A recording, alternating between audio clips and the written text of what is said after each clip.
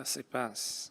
Vamos orar. Senhor Deus, nós te agradecemos e te louvamos, pedimos a tua presença, a tua capacitação, a tua graça e o teu perdão pelos nossos pecados. Lava-nos para que eu possa ser um canal limpo da tua palavra. Então me capacita, abençoa também a conexão, abençoa os meus irmãos para entenderem o Espírito Santo, o Senhor que inspirou aos homens santos da Bíblia, inspira-nos também para entendermos, segundo o teu entender, em nome de Jesus, amém. Amém. Vamos lá, hoje é aula 7, nós vamos citar os versículos, ter uma visão panorâmica, tanto da carta de Filipenses, Colossenses e Filemão. Geralmente eu cito a ideia, tentar concentrar na ideia principal e citar os principais versículos, para que quando vocês lerem, vocês terem maior facilidade de interpretação, tá? Bem, nós já vimos Gálatas, Tessalonicenses, Coríntios, Romanos, Efésios, está em ordem cronológica. E mais ou menos nos anos 61, foi escrito a carta aos Filipenses, Colossenses e Filemão, mais ou menos no mesmo período. Vamos lá. Vamos começar pela carta aos Filipenses. Filipenses fica perto de Tessalônica, perto de Corinto. Vocês estão vendo lá a indicação em vermelho. Corinto fica perto na Grécia, atual Grécia, tá? E a igreja foi aberta na segunda viagem de Paulo. E vocês estão vendo o desenho lá, né? Filipenses, Filipe, Tessalônica, Bereia, embaixo Corinto. Isso é um resuminho. E a ideia da carta aos Filipenses é: Deus está construindo o teu ministério. Então Deus começou uma boa obra. Essa carta começa assim: Paulo e Timóteo, servos do Senhor Jesus Cristo, a todos os santos em Cristo Jesus, tá? Santos é a igreja, tá? Que estão em Filipos, com os bispos e diáconos. Graça a vós e paz. É o cumprimento, é o desejo, é a bênção que Paulo sempre transmite. Tendo por certo isto, aquele que começou em vós a boa obra ministerial, boa obra da vida eterna, boa obra espiritual. Aquele que começou a boa obra, aperfeiçoará a sua obra no seu coração. Na carta aos Filipenses, ele fala muito sobre as motivações, fala também sobre os sentimentos que precisam ser o quê? Transformados. Então ele está citando alguns sentimentos, nós vamos citar hoje alguns sentimentos que Paulo cita que precisam ser transformados, tá? E ele mostra as motivações, sentimentos certos. Do lado eu coloquei até o início de uma obra, tá? E muitos devem estar, não sei em que pé você está, mas alguns estão começando, outros estão mais adiantados, e é uma boa obra do Senhor, tá? Então, construindo sentimentos de Deus, porque alguns sentimentos que a gente tem no nosso coração são sentimentos que foram criados devido à nossa educação que a gente recebeu, devido à educação dos nossos pais, ou escola, o ambiente que a gente aprendeu, ou a televisão. E Paulo está falando na carta aos Filipenses, dando ênfase aos sentimentos.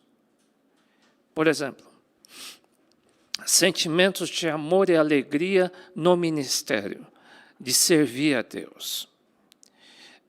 Naquela época ele estava sendo perseguido. E alguns pregavam, agiam como concorrentes de Paulo. Ele diz assim: muitos dos irmãos no Senhor tomando ânimo com as minhas prisões, ousam falar a palavra mais confiadamente, sem temor. Verdade é que também alguns pregam a Jesus Cristo por inveja e porfia, motivação errada. Mas outros de boa vontade. Uns, na verdade, anunciam a Cristo por contenção, para causar divisão. Não puramente, ou seja, impuro. Então, alguns servem a Deus de maneira impura. E Paulo percebia isso, devia ser comentado na época. E alguns já julgavam que acrescentaria mais sofrimento a Paulo. Alguns criam que os seus próprios ministérios atingiriam o coração de Paulo. Era para machucar, alguma coisa parecida. Outros por amor, sabendo que foi posto para a defesa do Evangelho. Mas que importa? Paulo diz, olha, independente dessas coisas que aconteçam, se você serve a Deus, alguns você observa que não servem a Deus, alguns até atrapalham o teu ministério, ou meu, ou seu, ou do corpo de Cristo. Independente do que esteja acontecendo, ele diz, contanto que Cristo seja anunciado de toda maneira, ou com fingimento ou em verdade, nisso me alegro e me regozijarei ainda. Eu não vou deixar de servir ao Senhor. Eu não vou deixar de me alegrar no Senhor, independente do que aconteça, se alguém quer atrapalhar ou não quer. Isso ele passava por essa situação. Então, esse sentimento de alegria em servir a Deus, Paulo diz, essas coisas ao redor não vão me afetar. Continue servindo a Jesus com alegria, mesmo que alguns façam de forma impura. Continue servindo a Deus com alegria, independente do que está ao teu derredor. É isso que ele está orientando. Timóteo, serve a Deus independente daquilo que estão comentando de você. Tá? Sentimento 2. Qual que é o sentimento em relação à morte? Ou em relação ao futuro? Esse sentimento que Paulo tinha era o seguinte, ele dizia, se é para eu estar vivo, é que eu quero servir a Cristo. Agora, se eu morrer, esse versículo até atualmente está bem forte, porque muitos que estão no Senhor talvez tenham falecido, mas quem está no Senhor tem esse sentimento. O morrer é lucro, em outra versão diz, o morrer para mim é ganho, tanto faz. Até a morte para o cristão é bênção. Aliás, tudo que acontece em nossas vidas, tudo concorre para o nosso bem. Né? E até a morte, que deveria ser uma coisa tão triste, não, ele diz, é lucro. Né? Esse é o sentimento que Paulo diz, Timóteo, é isso. Outro sentimento, ele cita muitos sentimentos. Sentimentos de Paulo e de Jesus. Ele cita assim, nada faça para causar competição ou contenda, ou por vanglória, só para você receber um elogio que seja, ou para você se sentir superior aos outros. Não faça para você sentir o seu ego lá em cima, é isso que ele está dizendo. Mas faça por humildade, considere os outros superiores a você mesmo. Na casa de Deus, estamos construindo o quê? O nosso ministério. Você está construindo o quê? O seu ministério. E os sentimentos é essencial para que a boa obra de Deus se conclua. Bem, um dos sentimentos que a gente tem que tirar é esse sentimento de carência de glória para si. Né? Carência de ser visto. Tá?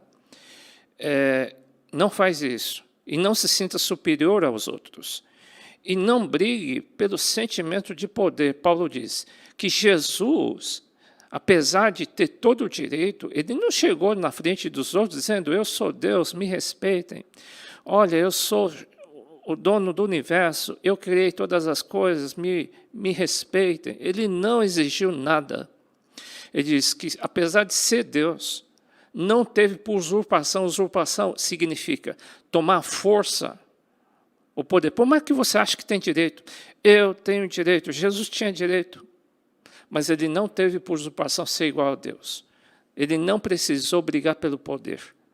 Né? Eu botei uma figura meio engraçada aí, não precisamos puxar o tapete de ninguém. Tá? Esse texto é bacana. Deus opera em função dos nossos sentimentos e dos nossos desejos. O que é isso? Ele diz assim: meus amados, assim como sempre obedeceis não só na minha presença, como na minha ausência, desenvolvei, operai a vossa salvação com temor e tremor. Ele diz, na sua vida ministerial, tenha temor de Deus. Por quê? Existem duas interpretações, talvez, ou três, mas vale. Deus é quem opera em vós, tanto querer como efetuar. Se a gente pensar em Romanos, podíamos pensar, poxa, o desejo, por exemplo, o querer. Deus é quem opera. Dependendo do teu sentimento, você vai crescer. Dependendo do seu sentimento, não vai crescer. E também podemos interpretar da seguinte forma: Deus é soberano. Se Ele quiser, Ele tira o teu desejo de servir a Deus. Já pensou?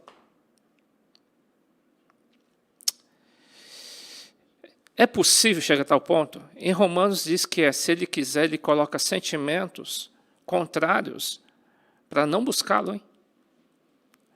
Então, olha o sentimento, como é importante o sentimento correto, a motivação correta em servir a Deus. Ele diz, primeiro, tenha temor de Deus. Segundo, Deus vai trabalhar dependendo do nosso sentimento. Se o sentimento não for legal, Deus não opera, Deus não trabalha e Deus não constrói. E a obra fica parada, porque o sentimento não está legal. Tá? Fazei todas as coisas sem murmurações, sem contendas, para que sejais irrepreensíveis. Por quê? O objetivo de Deus é que a obra se conclua e você brilhe. Ele diz assim, Deus quer que você resplandeça como estrelas no mundo. Ele quer que você brilhe ministerialmente. Ele quer que você se dê bem. Ele está trabalhando, está operando para que isso aconteça. Mas o que pode atrapalhar são sentimentos. Então ele tem que mexer, como ele está mexendo na igreja aos Filipenses, tá bom? Mais um sentimento. Ele diz, olha, eu estou mandando um discípulo chamado Timóteo. Por que eu estou mandando Timóteo aí em Filipe? Por quê? Porque a motivação dele é boa. Qual que é a motivação dele?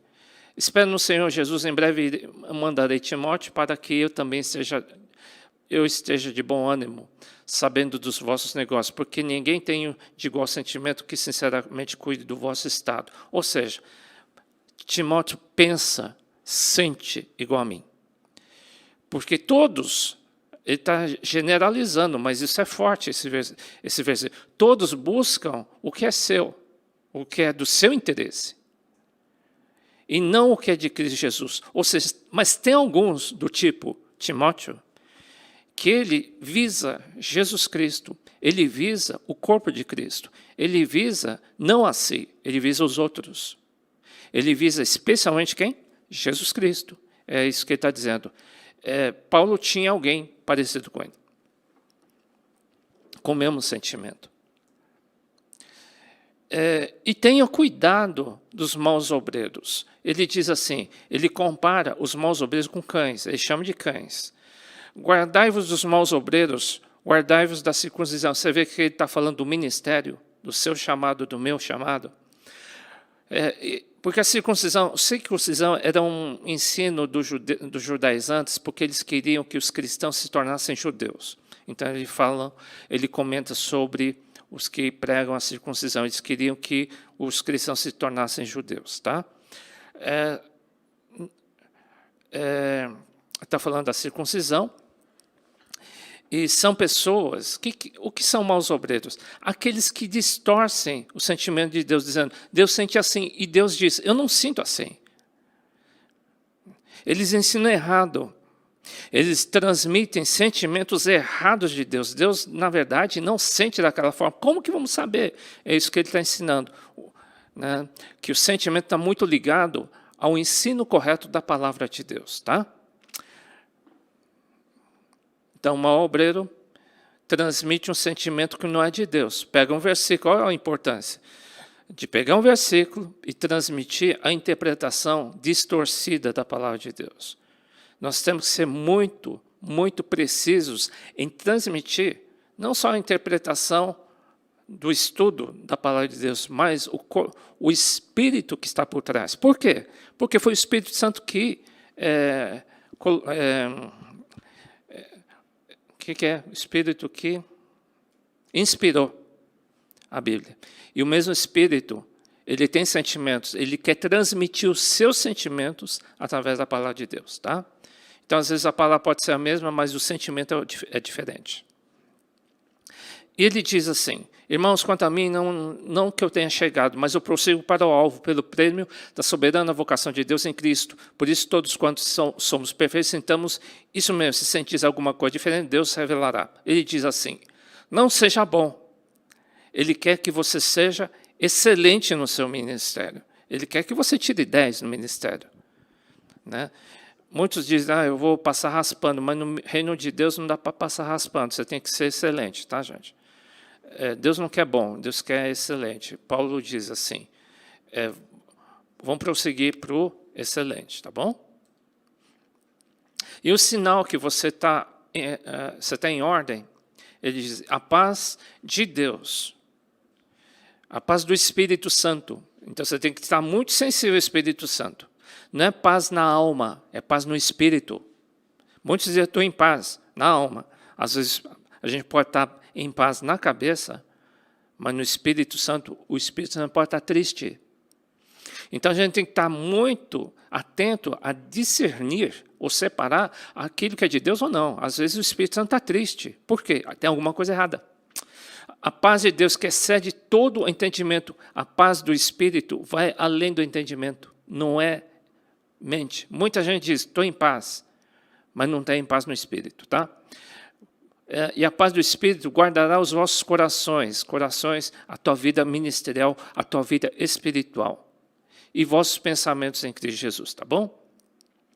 A paz do Espírito Santo, ele é o árbitro, ele vai apitar. Você vai sentir algo incomodando o teu espírito se estiver errado. Se você ouve alguma coisa errada, se você ouve e sente no ambiente alguma coisa errada, o Espírito Santo, ele é como árbitro que toca um apito e diz, tem coisa errada, porque o Espírito Santo está em ti. É assim que ele está ensinando, tá bom? E um versículo bem, acho que é um dos últimos versículos de Filipenses, é um versículo famoso, diz, tudo posso. Até um certo tempo eu achava que tudo posso, eu sou muito forte, eu sou poderoso. E às vezes a interpretação pode ser dúbia. Ele diz assim, eu, Paulo, sei passar por abatimento. Eu tenho experiência com abatimento, também tenho experiência com abundância. Em todas as coisas eu estou instruído, tanto a ter muito, como a passar fome. Puxa, mas crente passa fome, ele passou fome porque ele foi perseguido, tá? Passar fome por ter sido perseguido não é porque Deus não deu comida para ele, Deus não sustenta, não é isso. Né? Alguns homens de Deus passam necessidades porque são perseguidos, tá? Tanto a ter muito como ter pouco. Eu posso passar por qualquer situação em Cristo, porque Ele me fortalece. Paulo diz assim, posso passar por qualquer circunstância, tudo posso no Senhor, tá bom? Então, enfim, Filipenses fala muito do tratamento que Deus vai dar nos nossos sentimentos e motivações. Deus quer concluir e quer que você brilhe no teu chamado ministerial. Deus quer que você brilhe, sim, porque você é filho de Deus. Mas Ele precisa mexer aonde? Nas motivações e nos sentimentos, tá bom? Esse é o resumo da carta aos Filipenses. Respirando, uma carta aos Colossenses, que foi escrito meio no mesmo período, tá? Bem, eu coloquei um resuminho. Colossos que chama, né? Eu botei aí, fica um pouquinho afastado de Filipe, que a gente aprende agora. Diz que fica perto de Laodiceia, que está escrito lá em Apocalipse. Laodiceia fica perto de Colossos. Onde fica Laodiceia? Fica perto de Colossos, tá? Eu não sei exatamente onde fica. E era composto de gregos e judeus. Novamente aí, provavelmente o apóstolo Paulo não passou nessa igreja, não, né? Então, foi através de Epáfras, que era um pastor dessa igreja, ele que acompanhou essa igreja. Então, essa carta foi endereçada a ele. Paulo, ele já não diz servo do Senhor, ele diz aqui, apóstolo de Jesus Cristo, pela vontade de Deus, é da vontade de Deus, e o irmão Timóteo, estavam juntos, Timóteo estava junto, era o discípulo de Paulo. Aos santos irmãos fiéis em Cristo que estão em Colossos, graça e paz. Como aprendeste de Epáfras, está transmitindo para a igreja de Colossenses, aos Colossenses, nosso amado conservo está trabalhando junto conosco, tá? Para vós é um fiel ministro de Cristo. E ele inicia dizendo assim, por essa razão, nós também, desde o dia em que o vimos, não cessamos de orar por vós e de pedir que sejais cheios do conhecimento da sua vontade em toda a sabedoria e inteligência espiritual. Eu fiquei sabendo aí que tem vários tipos de inteligência. Tem inteligência virtual, hoje inteligência musical, inteligência emocional, inteligência na matemática, na ciência, inteligência para ter relacionamentos, tem muitos tipos de inteligência. Só que, na igreja,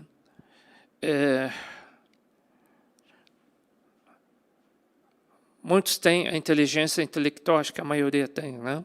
Alguns têm mais, outros têm menos. Eu sou normal. Muitos têm inteligência emocional. Aliás, eu estava até conversando com alguns que provavelmente nós vamos ter um curso de seminário de comunicação, tá? Que isso eu acho que é importante para você transmitir a sua pregação, a sua fé. E hoje nós estamos usando demais as redes sociais e para transmitir nossa fé. E se a pessoa não tiver uma boa comunicação, às vezes atrapalha. Sim, atrapalha. Se a pessoa não disser direito, também. Se a pessoa não estudar, é perceptível? É perceptível. Puxa, a pessoa não estudou direito. Ou a pessoa transmite bem. Alguns têm a inteligência emocional de transmitir bem um assunto. Ou, por mais que ele não tenha muita inteligência intelectual, às vezes por inteligência emocional ele consegue transmitir muito bem uma mensagem, né? E mesmo que seja deficiente, a gente confunde isso até com unção, né? Não é. Aí existe uma terceira, alguns chamam de unção, que é a inteligência do Espírito Santo, né? Como igreja, nós vamos te ajudar na comunicação, na parte emocional, talvez, na parte técnica, alguma coisa, com esse curso, no seminário, provavelmente. Por outro lado, Paulo diz, mais importante do que isso, existem pessoas que talvez não se comuniquem direito emocionalmente ou têm dificuldade até de interpretação de texto, mas tem pessoas que têm uma inteligência espiritual muito forte, muito aguçada. Às vezes, a vida da pessoa transmite mais do que as suas próprias palavras, tá? Então, existe a chamada inteligência espiritual. E Paulo está dizendo, eu estou orando pela igreja aí em Colossenses. Por quê? Eles conviviam com muitos ensinos errados. Existia um ambiente de muitos ensinos errados também em Colossos. Então, ele diz, vocês precisam ter inteligência espiritual também. Porque a inteligência somente intelectual pode trazer confusão até na doutrina, tá bom? Ele diz assim, e a nossa referência é Jesus, que é chamado de, ele é o nosso irmão mais velho, o qual é a imagem de Deus invisível. Jesus é o primogênito de toda a criação. O que é primogênito? É irmão mais velho. Esse versículo só veio depois que Jesus morreu. Antes de Jesus morrer, ele era chamado de unigênito, único filho. Em todo o Antigo Testamento, Jesus era considerado e reconhecido como o único filho de Deus. Depois que Jesus morreu, ele fez com que muitos se tornassem filhos de Deus, ou seja, seus irmãos. Antes, ele era unigênito, agora ele é primogênito. Porque nele foram criadas todas as coisas que há nos céus, na terra, visíveis e invisíveis, sejam tronos, sejam dominações, principados, potestades, tudo foi criado por ele e para ele. Ou seja, o que Jesus estava em Gênesis, sim, ele criou a natureza. Então ele é Deus, exato. Jesus, ele é Deus. Aí você entende, puxa, mas ele é filho, é Deus? Pois é. Existe a trindade, chama Deus Pai, Deus Filho, Deus Espírito Santo. Eles são 3 em 1. Mas Jesus é Deus, então é Deus. Ele é antes de todas as coisas. Jesus estava antes de tudo. E todas as coisas subsistem por ele.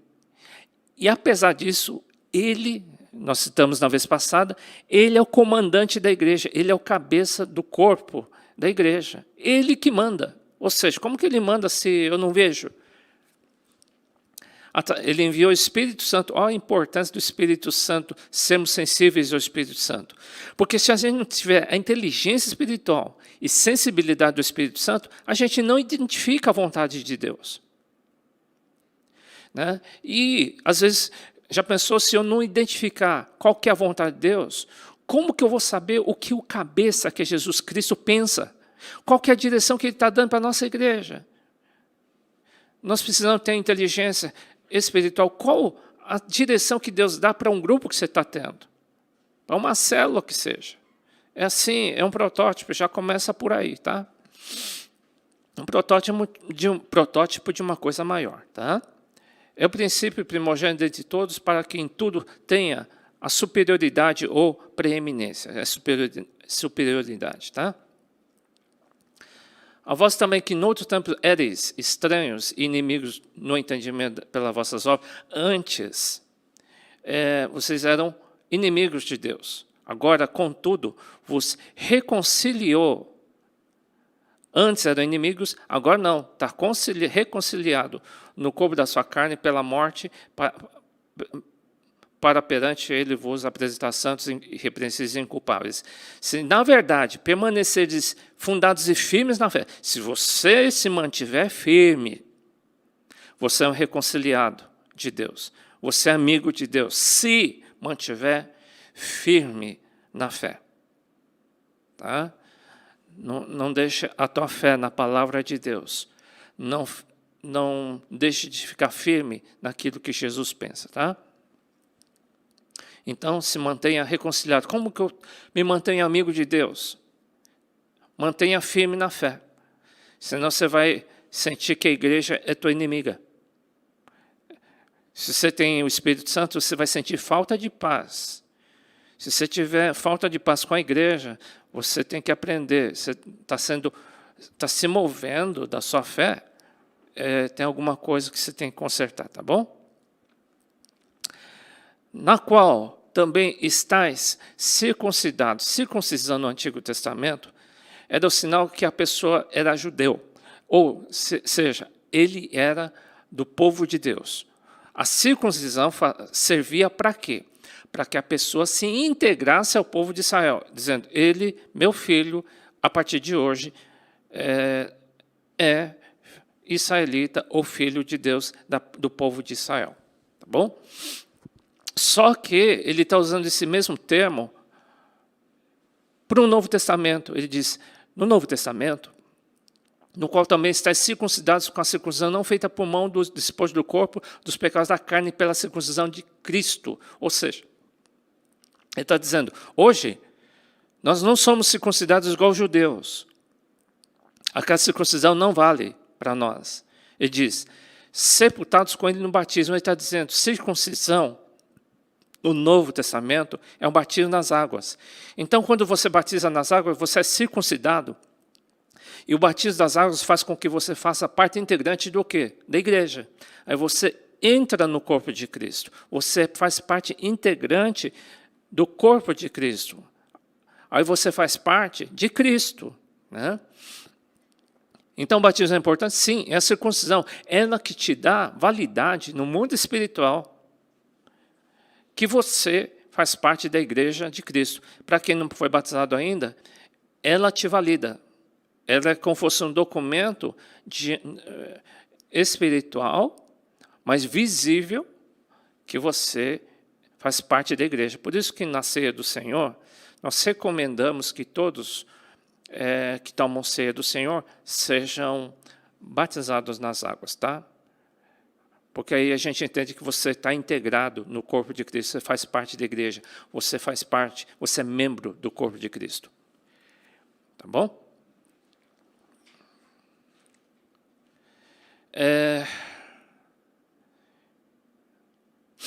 Tá. Havendo riscado a cédula que era contra nós nas suas ordenanças, ele está falando do batismo ainda, tá? Quando você batiza nas águas, até lá é como você tivesse um documento dizendo: ele pertence a mim. O diabo diz: ele pertence a mim, porque ele tem, ele não quebrou a aliança que tem no passado. É como ele estivesse no Egito, tá? Mas, quando a gente batiza, havendo riscado a cédula que era contra nós, nas suas ordenanças, o qual, de alguma maneira que era contrária, e atirou no meio de nós, cravando na cruz, e despojando os principais potestades, expôs publicamente dele, triunfou em si mesmo. Ou seja, quando você batiza nas águas, quando você entrega a sua vida para Jesus primeiro, depois batiza nas águas, você se integra dentro do corpo de Cristo na igreja. É como você dissesse assim, é como alguém pegasse aquele documento que o diabo fica botando na tua cara dizendo: você é meu, aquele documento é rasgado. Isso que está dizendo. Ou se tinha alguma assinatura tua no passado dizendo: eu fiz uma aliança com as trevas, quando você entrega a sua vida para Jesus, você batiza nas águas, aquela maldição é riscada, é rasgada, não vale mais. Jesus pagou a conta que era contra nós. Éramos considerados culpados, porém hoje somos libertos pela sua morte e ressurreição. Mas eu sou liberto pela morte e ressurreição? Sim, morte e ressurreição é o batismo. Quando você vê o símbolo, apesar de que seja um símbolo simples, quando você entrega a sua vida para Jesus, você morre e você ressuscita. Ele está dizendo: mas a morte e a ressurreição de Jesus, o que tem a ver comigo? Tem a ver se você batizar. Aí sim, é como Jesus tivesse morto, ressuscitado na tua vida e você está validando isso. E o que acontece? O diabo cai fora. Todo o processo contra você, para você ir para o inferno, foi rasgado. Tá bom? Aí, uma pergunta: estamos vivos ou mortos espiritualmente? Você está vivo ou você está morto espiritualmente? Estão batizados? Porque se você já ressuscitou com Cristo, ou seja, se você já se batizou, começa a buscar coisas que são de cima e não seja tão terrestre, que só pensa nas coisas da terra, nem quer ir para a igreja, não quer ler a Bíblia, não quer orar. Meu caro, se você batizou nas águas, se você tem uma nova vida com Cristo, se você rasgou a procuração que você ia para o inferno, meu caro, você tem que ter outra vida. E outra, o batismo tem que ser honesto e sincero. Se foi porque alguém te forçou, ela perde a validade, porque você não fez de coração, né? Se você continua fazendo a mesma coisa que antes, se você continua com a mesma vida de pecado de antes, alguma coisa está errado. Foi meramente um rito. E nós precisamos ter uma circuncisão de coração e não externo. Senão a circuncisão do judeu e o batismo das águas de hoje ficam iguais. Porque a circuncisão tem que ser de coração. Se estáis mortos, a vossa vida está escondida em Cristo. Você já está morto, ou seja, você não é do mundo. Mortificai, pois, os vossos membros, ou seja, para de pecar. Luta contra o pecado mesmo. É lógico que não é fácil lutar contra o pecado. O pessoal está fazendo jejum aí e não é gostoso fazer jejum, tá? Não é gostoso. É um esforço, sim. Você está lutando, está mortificando a carne, tá? Não vai dizer que maravilha, não. Mas você decidiu, Deus está operando isso. Veio uma vontade de você jejuar, é o Espírito Santo que colocou. E Deus vai operar em cima do quê? Dessa vontade. E você está fazendo mesmo, operar o desejo e o efetuar. Deus vai operar. Mas agora despojai-vos de tudo, também de tudo, ou seja, da ira, cólera, malícia, maledicência, palavras torpes, para de falar palavrão, não mintais uns aos outros, o crente não mente. Pois os que já despistes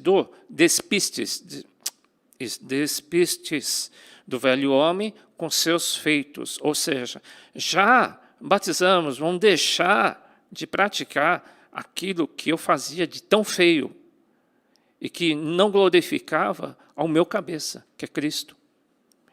Ele agora é minha referência.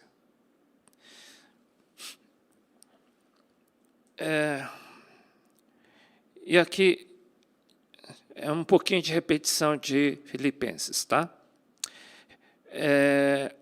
Revesti-vos, pois, como eleitos de Deus, santos e amados, de entranhas de misericórdia, benignidade, humildade, mansidão, longanimidade. Ao invés do pecado, nós temos que ser dessa forma, né? E a paz tem que reinar na igreja. A paz para a qual fosse chamados em um corpo, domine. Quem tem que dominar a igreja não é a briga, não é a ira, não é a mentira, tem que ser a paz. Se o Espírito Santo está lá, se somos de fato batizados nas águas, as coisas que estão no mundo não deveriam estar na igreja. É isso que Paulo está dizendo.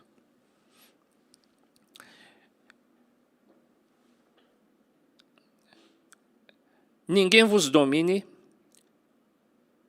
isso aí. Ninguém vos domina seu bel prazer com pretexto de humildade e culto aos anjos, quer dizer, naquela época estava tendo ensinos desse tipo, tá?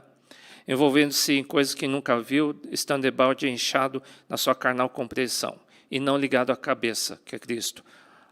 A importância de estarmos ligados ao corpo de Cristo, especialmente ao cabeça, que é Cristo, tá?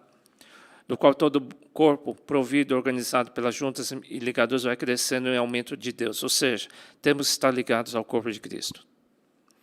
Temos que estar dentro da igreja. Temos que estar ligados a Jesus Cristo.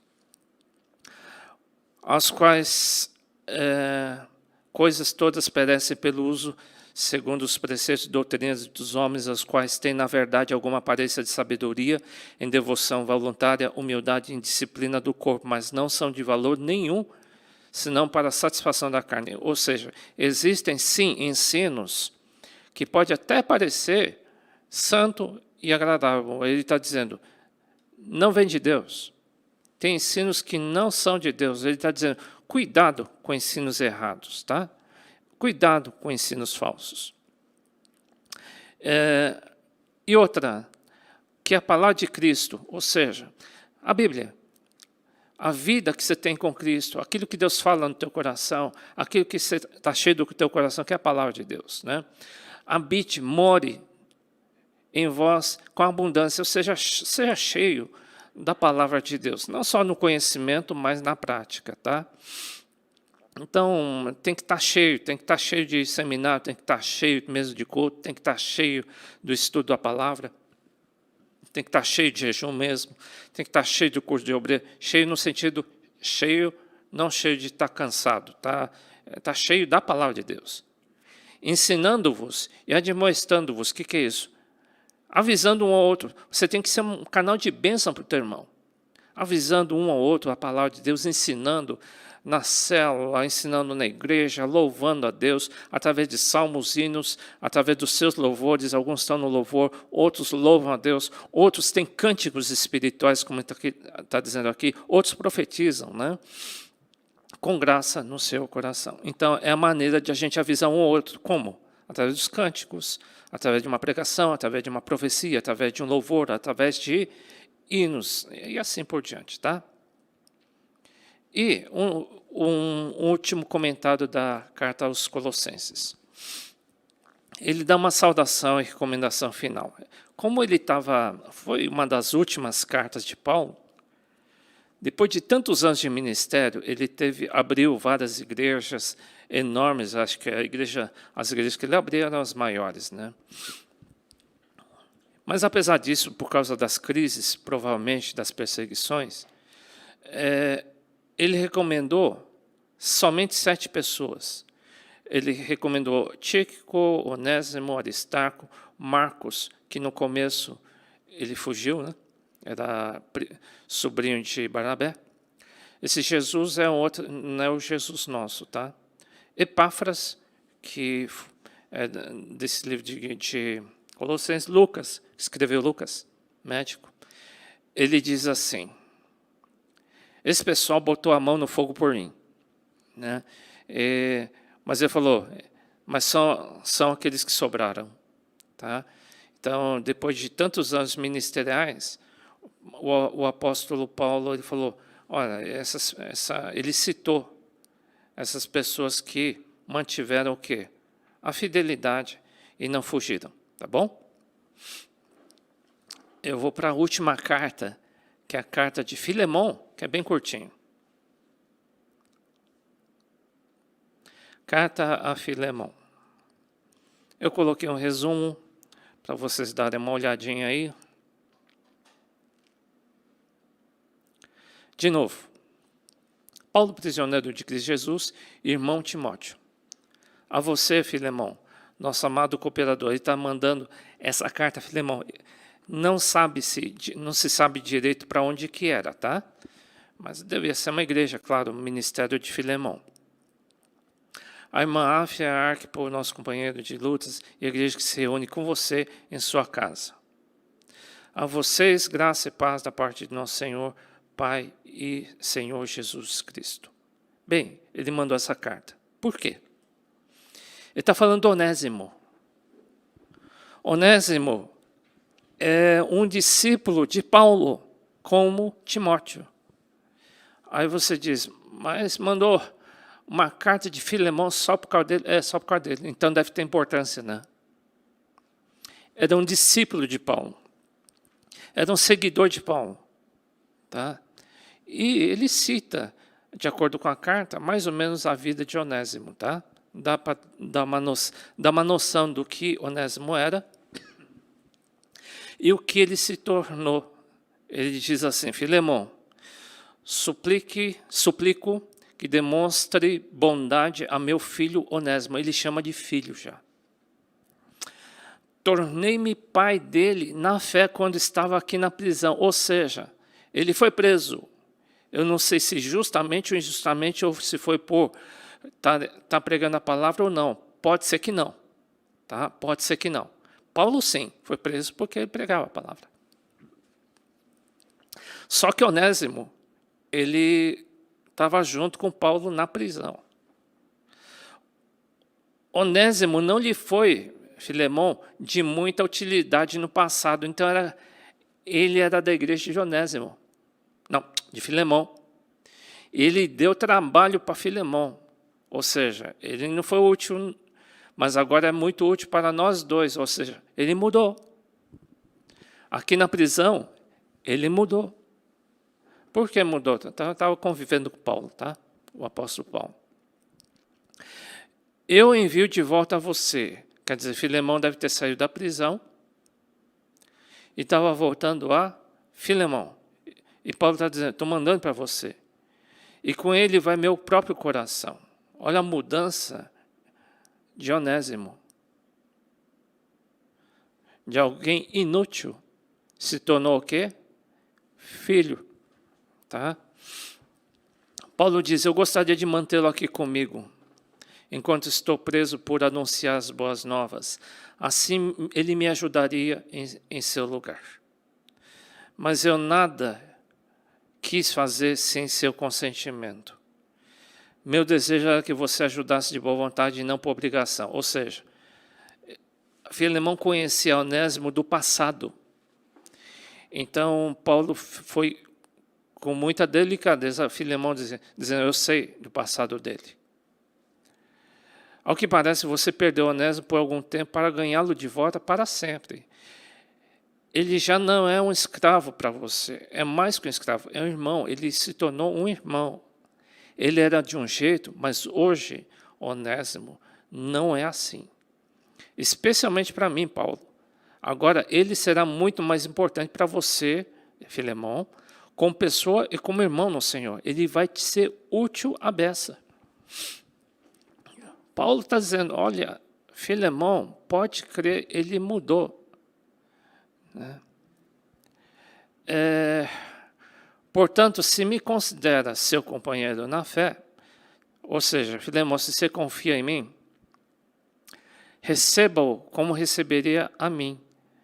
Se ele prejudicou você de alguma forma, ou se lhe deve algo, cobre de mim, eu pago. Então quer dizer que Onésimo deve ter aprontado um monte. E o fato de ele estar preso, provavelmente, pode ser que não tenha sido preso por causa do Senhor, tá?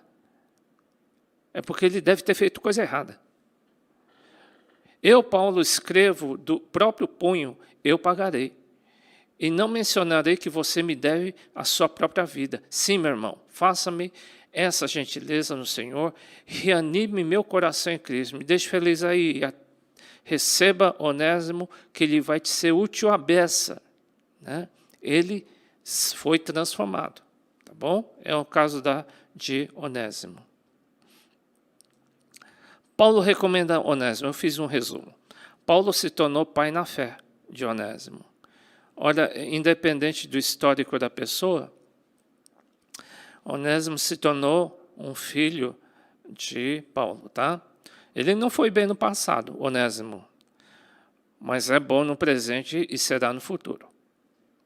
Hoje, antes ele não era de confiança, hoje ele é um irmão.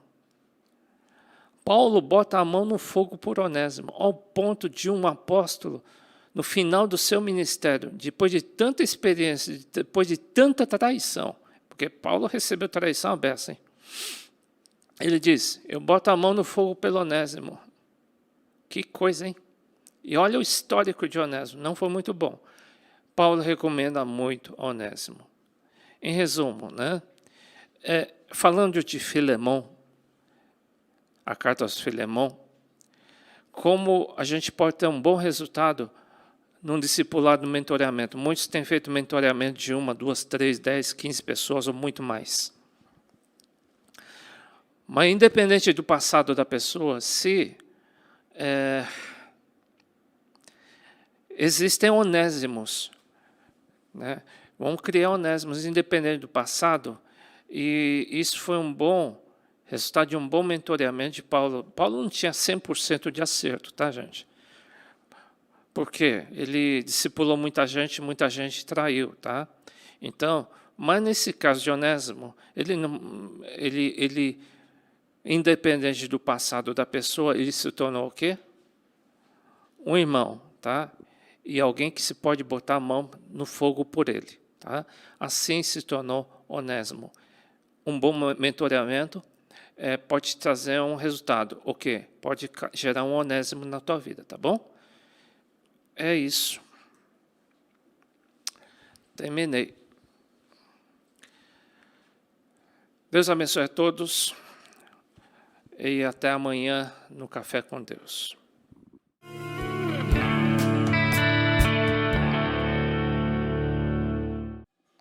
Boa noite a todos, a paz do nosso Senhor Jesus Cristo. Começar fazendo uma oração. Senhor Jesus, muito obrigado, Senhor, pela Tua graça, pela Tua misericórdia, pelo Teu perdão. Perdoa, Pai, os nossos pecados, Senhor, perdoa os meus pecados. Perdoa, Deus, por favor, os pecados da minha casa. Queremos, Deus, te pedir perdão pelos pecados da Tua igreja. Senhor, que o Senhor atente, Senhor, para as nossas orações, que o Senhor atenda, Senhor, as nossas orações. Em nome de Jesus, que o Senhor venha sarar a nossa terra, Pai. Em nome de Jesus, transforma o Brasil. livra-nos, Senhor, de todo mal. Senhor, não nos deixa, Deus, cair em tentação, Senhor, porque Teu é o reino, o poder e a glória, agora e para sempre. Senhor, capacita-me, Deus, para transmitir a Tua palavra para os meus irmãos. Usa-me, Deus, para a Tua honra e para a Tua glória, Senhor. Senhor, que o Senhor nos ajude a guardarmos a palavra no coração, para não pecarmos contra Ti, nem contra os irmãos, e podermos ensinar a outros também, Senhor. Senhor, muito obrigado por esse privilégio, Pai, em nome de Jesus. Então, hoje nós vamos continuar falando do livro do profeta Jeremias. Eu vou continuar aqui a partir do slide 30. Na aula passada, eu cheguei aqui até o slide 29. Eu falei que o juízo de Deus começa pela casa de Deus e pelo seu povo. Eu tenho muitos slides para passar hoje, eu vou tentar passar por todos eles. Se não der, eu vou pular alguns, mas eu preciso terminar essa aula hoje, porque o livro de Jeremias é sensacional, só que ele é muito grande, então daria para falar muito tempo sobre o livro de Jeremias, mas eu preciso terminar, que nós precisamos seguir também com o nosso cronograma. Então, aqui, uma coisa muito importante, a definição disso daqui está em Ezequiel, mas nós vemos isso na Bíblia toda. Desde o começo da Bíblia até o final da Bíblia, nós vemos o que Deus chama, Ele mesmo chama de os maus juízos de Deus contra as nações. E aqui em Ezequiel 14, eu tenho aqui entre aspas, uma definição, tá bom?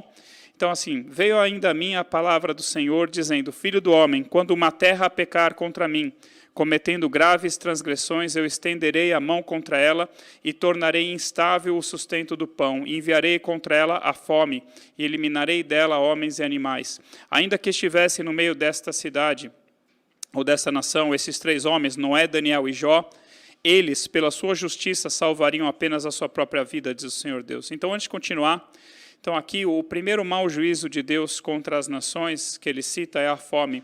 E é interessante que Deus cita, olha, ainda que Noé, Daniel e Jó estivessem no meio dessa cidade ou no meio dessa nação, no meio dessa terra, eles salvariam a si próprios, mas não salvariam seus parentes e familiares. Então, se nós lembrarmos, nos dias de Noé, Deus enviou o dilúvio sobre a terra, lá em Gênesis 6, porque o coração do homem era mau. O homem havia se corrompido, todo o desígnio do seu coração era mau, e Deus resolve dar cabo, acabar com toda a humanidade e também acabar com os animais, exceto com a família de Noé e exceto aqueles animais que Deus traria para a arca também. Então, aqui Deus está falando o seguinte, que esses dias, os dias que antecederam ali a destruição de Jerusalém, o pecado do povo era tão grande, era até maior do que os pecados daquelas pessoas que foram destruídas no dilúvio, porque falou assim, se Noé, Daniel e Jó estivessem nesses dias, eles, pela sua justiça, salvariam somente a si. Então, assim, Noé salvou toda a sua casa. Mas Deus está falando assim, se fosse nos dias de hoje, Noé não salvaria toda a sua casa, só ele seria salvo. E Deus continua falando assim, se eu fizer passar pela terra bestas feras, leões, ursos, ou outros animais que podem vir a matar um ser humano, e elas assolarem, que fique assolada, e ninguém possa passar por ela por causa das feras. Aí ele vai citar novamente aqueles 3 homens. Ou se eu fizer vir a espada sobre essa terra e disser, espada, passa pela terra e eu eliminar dela homens e animais. Aí vai citar novamente aqueles 3 homens. Ou se eu enviar a peste sobre essa terra e derramar o meu furor sobre ela com sangue, para eliminar dela homens e animais. Então, Deus está aqui falando, olha, esses 4 juízos ele envia contra uma terra, contra uma nação, que houver pecado contra ele. E assim, é como se primeiro ele enviasse a fome, aquela terra não se converteu, ele manda as bestas feras, não se converteu, manda a espada, não se converteu, manda a peste.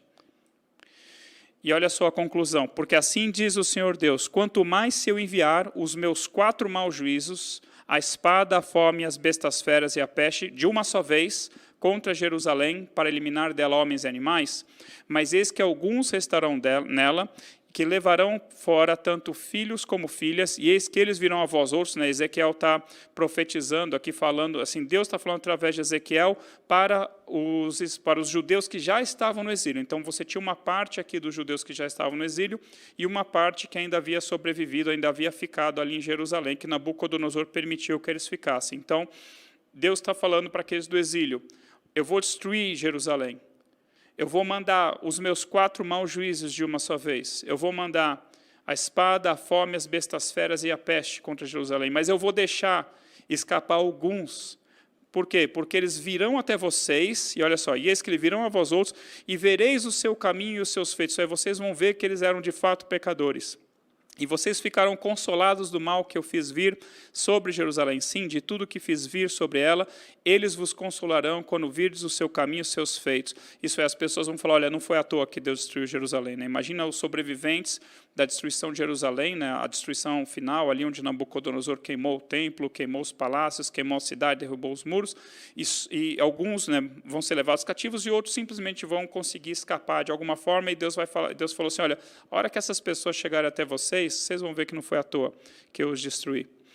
Então, o próprio Deus, né, eu comentei aqui que o próprio Deus dá testemunho não só que Noé e Jó existiram, né, mas que Noé, Daniel e Jó eram justos diante dele. É, né? Interessante que Daniel é contemporâneo a Ezequiel e contemporâneo a Jeremias também. Então, aqui está aquela explicação que eu dei, né, enquanto eu falava do slide anterior. Então, mas eu quero que os irmãos entendam que na Bíblia inteira nós vamos ver esses 4 juízos de Deus contra as nações. Nós vamos ver a espada, a fome, as bestas feras e as peste. Nós vamos ver lá em Apocalipse também, eu tenho um slide que vai mostrar isso, mas só para trazer isso para nós, né, Brasil. Né, nós temos espada aqui, nós estamos em guerra contra alguma outra nação? Não, nós não estamos em guerra com nenhuma outra nação, mas nós temos uma guerra interna chamada violência. Né? A violência, eu acho que é a principal causa de morte entre os jovens. Fome, temos lugares no Brasil onde há fome? Eu creio que sim. Né? Então, assim, eu vejo isso como juízos de Deus. Aí, bestas feras. Né? Bestas feras, nós não temos leão, não temos urso, não temos tigre aqui.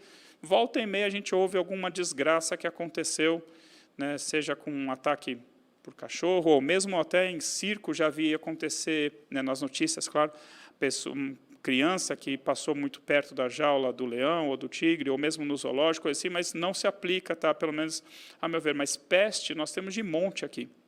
Né, temos, além do coronavírus, temos o Zika vírus, temos a dengue, temos a malária, e temos muitas outras coisas. Né? Então, é de se pensar no mínimo.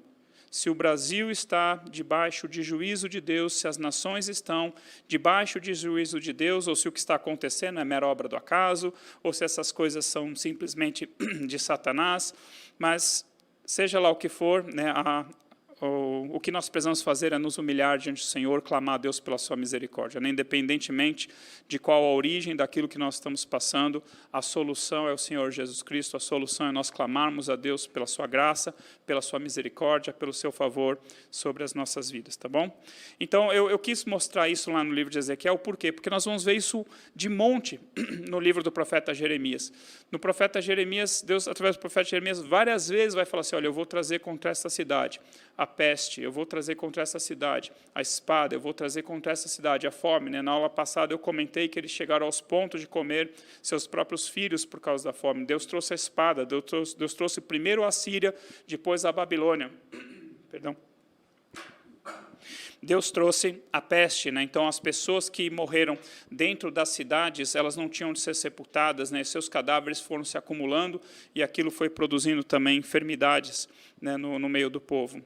Então, juízo de Deus contra Jerusalém, juízo de Deus contra as nações. Então, aqui eu quero mostrar, então, que na Bíblia toda nós vemos isso, e em Apocalipse isso fica muito claro também. Apocalipse 6, de 1 a 8, né, o apóstolo João fala assim, olha, eu vi quando o Cordeiro abriu um dos 7 selos do livro da vida, e ouvi um dos 4 seres viventes dizendo, como se fosse voz de trovão, vem. Vi, e então, e eis um cavalo branco, e o seu cavaleiro com um arco, e foi-lhe dado uma coroa, e ele saiu vencendo e para vencer. O que é esse cavaleiro em cima de um cavalo branco, a Bíblia não deixa claro, tá bom? Não deixa claro se é o anticristo, não deixa claro se é uma coisa boa, se é uma coisa ruim, então aquilo que a Bíblia não diz com clareza, nós não podemos afirmar com certeza. Quem é? Não sei. É bom ou ruim? Também não sei. Mas aquilo que vem depois é muito claro, né? Quando abriu o segundo selo, ouvi o segundo ser vivente dizendo, vem, e saiu outro cavalo vermelho, e ao seu cavaleiro foi-lhe dado tirar a paz da terra, para que os homens se matassem uns aos outros. Também lhe foi dado uma grande espada, juízo de Deus contra as nações. Quando abriu o terceiro selo, ouvi o terceiro ser vivente dizendo, vem. Então vi, e eis um cavalo preto, e o seu cavaleiro com uma balança na mão. E ouvi uma voz uma como se fosse uma voz no meio dos 4 seres viventes dizendo, uma medida de trigo por 1 denário, 3 medidas de cevada por 1 denário. E o que significa? Fome, né? O encarecimento dos alimentos. E não danifiques o azeite e o vinho. O que significa não danifiques o azeite e o vinho? Não sei, né? Temos hipóteses, mas a Bíblia não diz claramente. Mas a primeira parte que ele fala assim, 3 medidas de cevada por 1 denário, né, e uma medida de trigo por 1 denário, isso é, o encarecimento dos alimentos, então aqui está implícito a questão da fome. Quando o cordeiro abriu o 4º selo, ouvi a voz do 4º ser vivente, dizendo, vem. E olhei, e eis um cavalo amarelo, e o seu cavaleiro sendo este chamado Morte. E o inferno estava seguindo, assim, mas quem liberou isso? Aqui está falando que é a morte e o inferno, está vendo? Isso aqui não é de Deus. Não, mas isso aqui é juízo de Deus. E Deus está usando esse cavaleiro chamado Morte, Deus está usando o inferno para trazer o seu juízo sobre os viventes. Foi-lhe dada autoridade sobre a 4ª parte da terra para matar a espada, pela fome e com a mortandade, que é a mesma coisa que peste, e por meio das feras da terra. Então, nós vemos aqui em Apocalipse, claramente, aqueles 4 maus juízos de Deus, né, que Deus formaliza ali em Ezequiel, mas que estão presentes muito antes de Ezequiel, tá bom? Então, só para você se atentar, que isso vai aparecer muito no livro de Jeremias. E o livro de Jeremias, você vai ouvir muitas coisas que eu tenho certeza que você não gostaria que Deus falasse para você. Né, muitas coisas, se você não conhece a Bíblia, se você não conhece o livro de Jeremias, talvez você até se espante com as coisas que você vai ouvir Deus falar em Jeremias. Por exemplo, aqui eu coloquei algumas passagens. Deus falando para Jeremias, tu, pois, não intercedas por este povo, nem levantes por ele clamor ou oração, nem me importunes, porque eu não te ouvirei. Então imagina você orando por aqueles seus parentes e familiares que ainda não se converteram, e Deus fala assim para você, pode parar de orar por eles que eu não vou te ouvir. Que tal? Como se Deus falasse assim, não existe salvação para eles. Você não ia gostar de Deus falar isso para você. Jeremias 11:14. Tu, pois, não ores por este povo, nem levantes por ele clamor, nem oração, porque eu não ouvirei quando eles clamarem a mim por causa do seu mal. Jeremias 14:11-12. Não rogues por este povo para o bem dele, não interceda por ele. Não peça a Deus, não peça a mim que eu faça o bem a eles. Quando jejuarem, não ouvirei o seu clamor. E quando trouxerem holocaustos e oferta de manjares, não me agradarei deles, antes eu os consumirei pela espada, pela fome e pela peste. Lembra? Aqui tem 3 dos 4 dias de Deus. Jeremias 15:1-2. Disse-me, porém, o Senhor, ainda que Moisés e Samuel se pusessem diante de mim, meu coração não se inclinaria para este povo. Lança-os de diante de mim e saiam. Quando te perguntarem, para onde iremos? Dir-lhe-ás, assim diz o Senhor, o que é para a morte, o que é para a espada, o que é para a fome, e o que é para o cativeiro.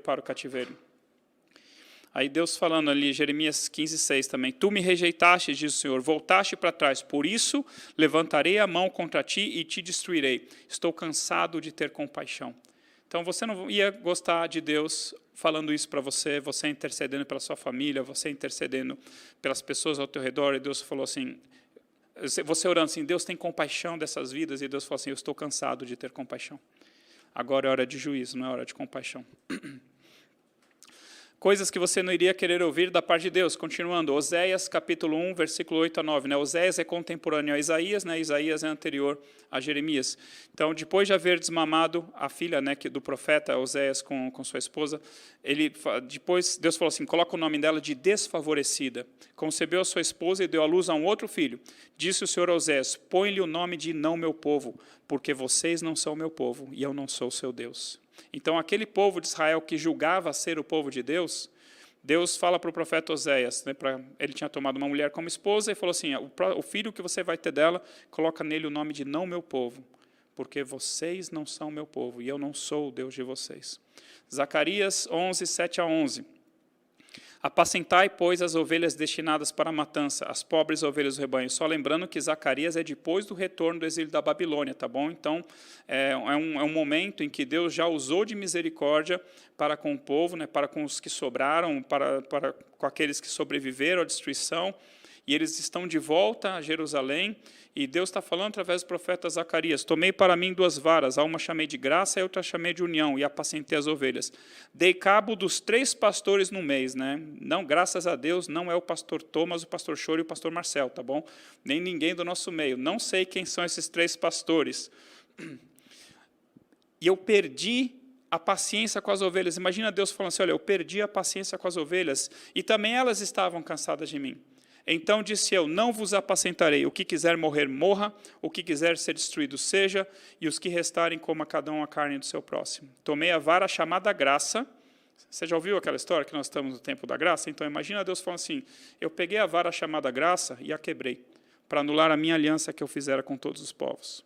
Você não vai gostar de ouvir Deus falando uma coisa dessa para você, e nem Deus falando assim, olha, é para os seus dias, isso aqui.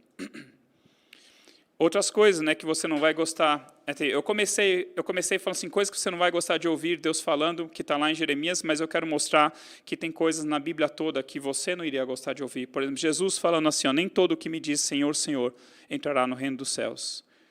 Então, imagina a surpresa, né? Muitos que chamam Jesus de Senhor não vão entrar no reino dos céus.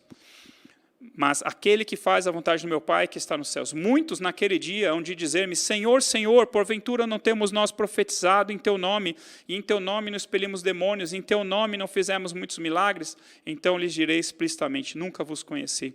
Apartai-vos de mim os que praticais a iniquidade. Então imagina assim, eu não sei quantos enfermos você curou já esse ano, nem quantos mortos você já ressuscitou, nem quantos demônios você expulsou, nem quantas vezes você profetizou em nome do Senhor, ou quantos milagres você fez esse ano, tá bom?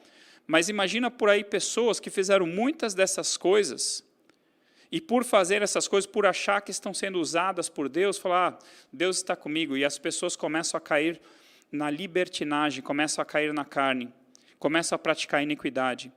E aí, no dia ali que eles estarão diante do Senhor, o Senhor vai falar assim, não te conheço, apartai-vos de mim, vós todos que praticais a iniquidade, tá bom?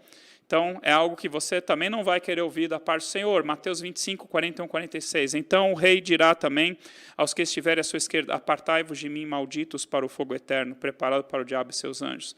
Então lhes responderá, em verdade vos digo que sempre que vocês deixarem de fazer alguma dessas coisas, né, dar de comer, vestir, visitar o enfermo, visitar aquele que está preso por causa do meu nome, sempre que vocês deixarem de fazer, um destes mais pequenos a mim, vocês deixarem de fazer. E então irão estes para o castigo eterno, porém os justos para a vida eterna. Então imagina que cena assustadora.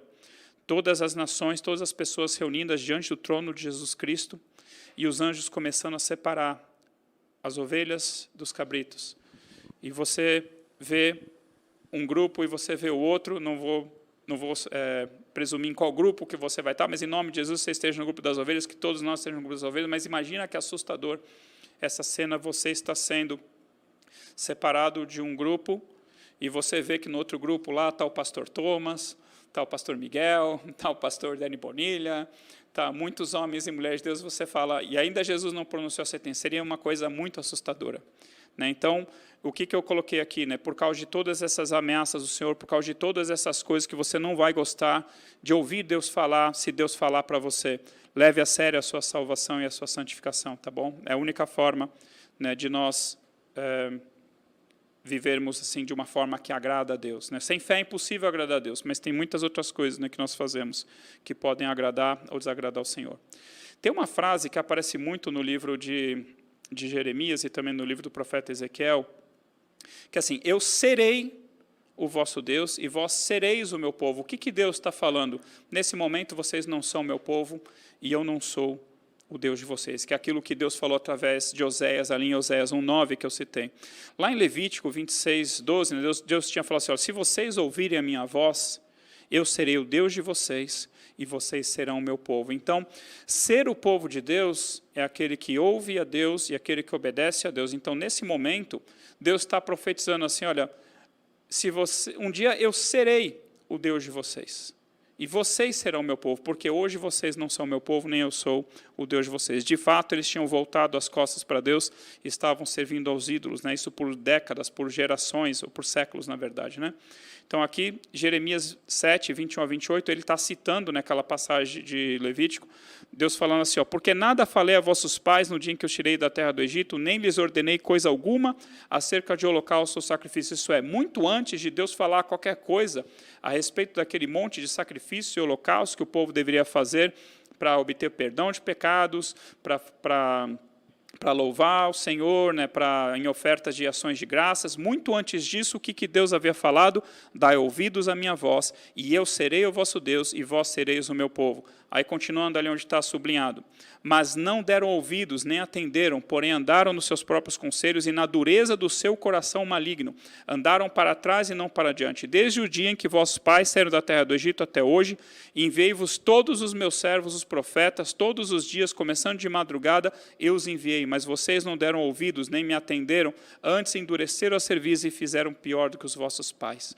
Então, o povo de Israel, o povo de Judá, foi fazendo cada vez pior. Seus pais pecaram, né? Desde lá que eles provocaram ao Senhor no deserto, duvidaram da palavra do Senhor, não creram no Senhor, ou desde que Moisés subiu ali ao Monte Sinai para receber as tábuas da aliança, e o povo fez lá os bezerros de ouro. Então, Deus falou assim, olha, desde sempre, digamos assim, esse povo não me ouviu. Né? Então, e Deus está falando assim, vocês estão fazendo pior do que eles. Dir-lhe-ás, pois, todas essas palavras, mas não te darão ouvidos. Então, Deus já está falando para Jeremias, Jeremias, você vai falar essas palavras, mas eles não vão te ouvir. Isaías já havia profetizado, né, que os ouvidos dos judeus ficariam surdos, seus olhos ficariam cegos, e nós vemos que isso se cumpre até os dias de Jesus Cristo, né, que eles não entenderam Jesus Cristo, não entenderam a sua pregação, viram os milagres, mas não creram. Mas não te darão ouvido, chamá-lo-ás, mas não te responderão, e falar para eles, dir-lhe-ás, esta é a nação que não atende a vós, Senhor seu Deus, e não aceita a disciplina. E outras partes mais, né? Vós sereis o meu povo, e eu serei o vosso Deus. Jeremias 31, naquele tempo, diz o Senhor, serei o Deus de todas as tribos de Israel, e elas serão meu povo. Jeremias 31, 33, porque esta é a aliança que firmarei com a casa de Israel. Depois daqueles dias, diz o Senhor, na mente lhes imprimirei as minhas leis, também no coração lhes inscreverei, eu serei o seu Deus, e eles serão o meu povo. Jeremias 32, 38, eles serão o meu povo, e eu serei o seu Deus. Ezequiel 11, 19 a 20, também aparece, eles serão o meu povo, e eu serei o seu Deus. Olha que lindo antes, né? Dar-lhes um só coração, espírito novo porei dentro deles, tirarei da sua carne o coração de pedra, e lhes darei um coração de carne, para que andem nos meus estatutos, guardem os meus juízos e os executem. Aí eles serão o meu povo, e eu serei o seu Deus. Então, naquele momento, Israel e Judá não estavam sendo o povo de Deus, eles não eram o povo de Deus. Não na visão de Deus, vocês não são o meu povo, e eu não sou o Deus de vocês. Jeremias vai falar muito, né, muito antes do apóstolo Paulo, né, citar a circuncisão do coração. Jeremias já tinha falado a respeito da circuncisão do coração. Na verdade, Deus falou através de Jeremias. Né? Jeremias 4:4, perdão. Circuncidai-vos para o Senhor, circuncidai o vosso coração, ó homens de Judá e moradores de Jerusalém, para que o meu furor não saia como fogo e arde, e não haja quem o apague, por causa da malícia das vossas obras. Jeremias 9, 25, 26. Eis que vem dias, diz o Senhor, em que castigarei a todos os circuncidados na carne, juntamente com os incircuncisos na carne, ao Egito e a Judá, a Edom e aos filhos de Amon e de Moabe, porque todas as nações são incircuncisas, e toda a casa de Israel é incircuncisa de coração. Isso é, a circuncisão na carne não vale de nada se o povo não tem também o coração circuncidado. Jeremias 5, 23. Então, ali em cima, no título, eu coloquei assim, ó, circuncisão do coração versus um coração rebelde e contumaz, um coração obstinado. Olha só o que Deus fala. Então, não somente esse povo não é circuncidado no seu coração, mas este povo é de coração rebelde e contumaz, obstinado, e rebelaram-se e foram-se. Mas olha só o que Moisés tinha escrito a respeito de filhos contumazes e rebeldes. Se alguém tiver um filho contumaz e rebelde, que não obedece à voz de seu pai e à voz de sua mãe, e ainda que castigado não lhes dá ouvido, seu pai e sua mãe o pegarão e o levarão aos anciãos da cidade, à sua porta, e lhes dirão, esse nosso filho é rebelde e contumaz, não dá ouvidos à nossa voz, é dissoluto e beberrão. Então todos os homens da sua cidade o apedrejarão até que morra. Assim eliminarás o mal do meio de ti, e todo Israel o ouvirá e temerá. Então Deus está falando o seguinte, Judá é incircunciso de coração, tem a cerviz dura e tem o coração rebelde e obstinado. E o que devia se fazer com filhos assim? Deviam ser apedrejados até a morte, para que se eliminasse o mal do meio do povo de Deus e todo o restante temesse, entendeu? Mas Deus está falando o seguinte, é como se eu fosse apedrejar Israel inteiro, porque ele é um filho contumaz e rebelde. Então, eu quero mostrar para os irmãos que a coisa estava muito feia. né? Assim, Deus havia retirado a sua misericórdia, Deus estava cansado de ter compaixão para com aquele povo, Deus não queria mais saber de intercessão por aquele povo, Deus não queria saber da intercessão de Jeremias, nem se Moisés e Samuel intercedessem por aquele povo, haveria salvação para aquele povo. Até que ponto chegou? Né? Não precisava ter chegado nisso, né? Porque Deus falou, olha, desde cedo, desde madrugada, eu vos enviei os meus servos, os profetas, né, para vos chamar de volta para mim, mas vocês não deram ouvidos. Quero falar sobre coração enganoso, né? Aquilo que tem lá em Jeremias capítulo 17, passagem bem conhecida. Assim diz o Senhor, maldito o homem que confia no homem, que faz da sua carne mortal o seu braço e aparta o seu coração do Senhor. E o contrário disso é, bendito o homem que confia no Senhor e cuja esperança é o Senhor. Aí lá embaixo, enganoso é o coração do homem, mais do que todas as coisas, e desesperadamente corrupto, quem o conhecerá? Eu, o Senhor, esquadrinho o coração, eu provo os pensamentos, e isso para dar a cada um segundo o seu proceder, segundo o fruto das suas ações. Então, o mundo fala, né?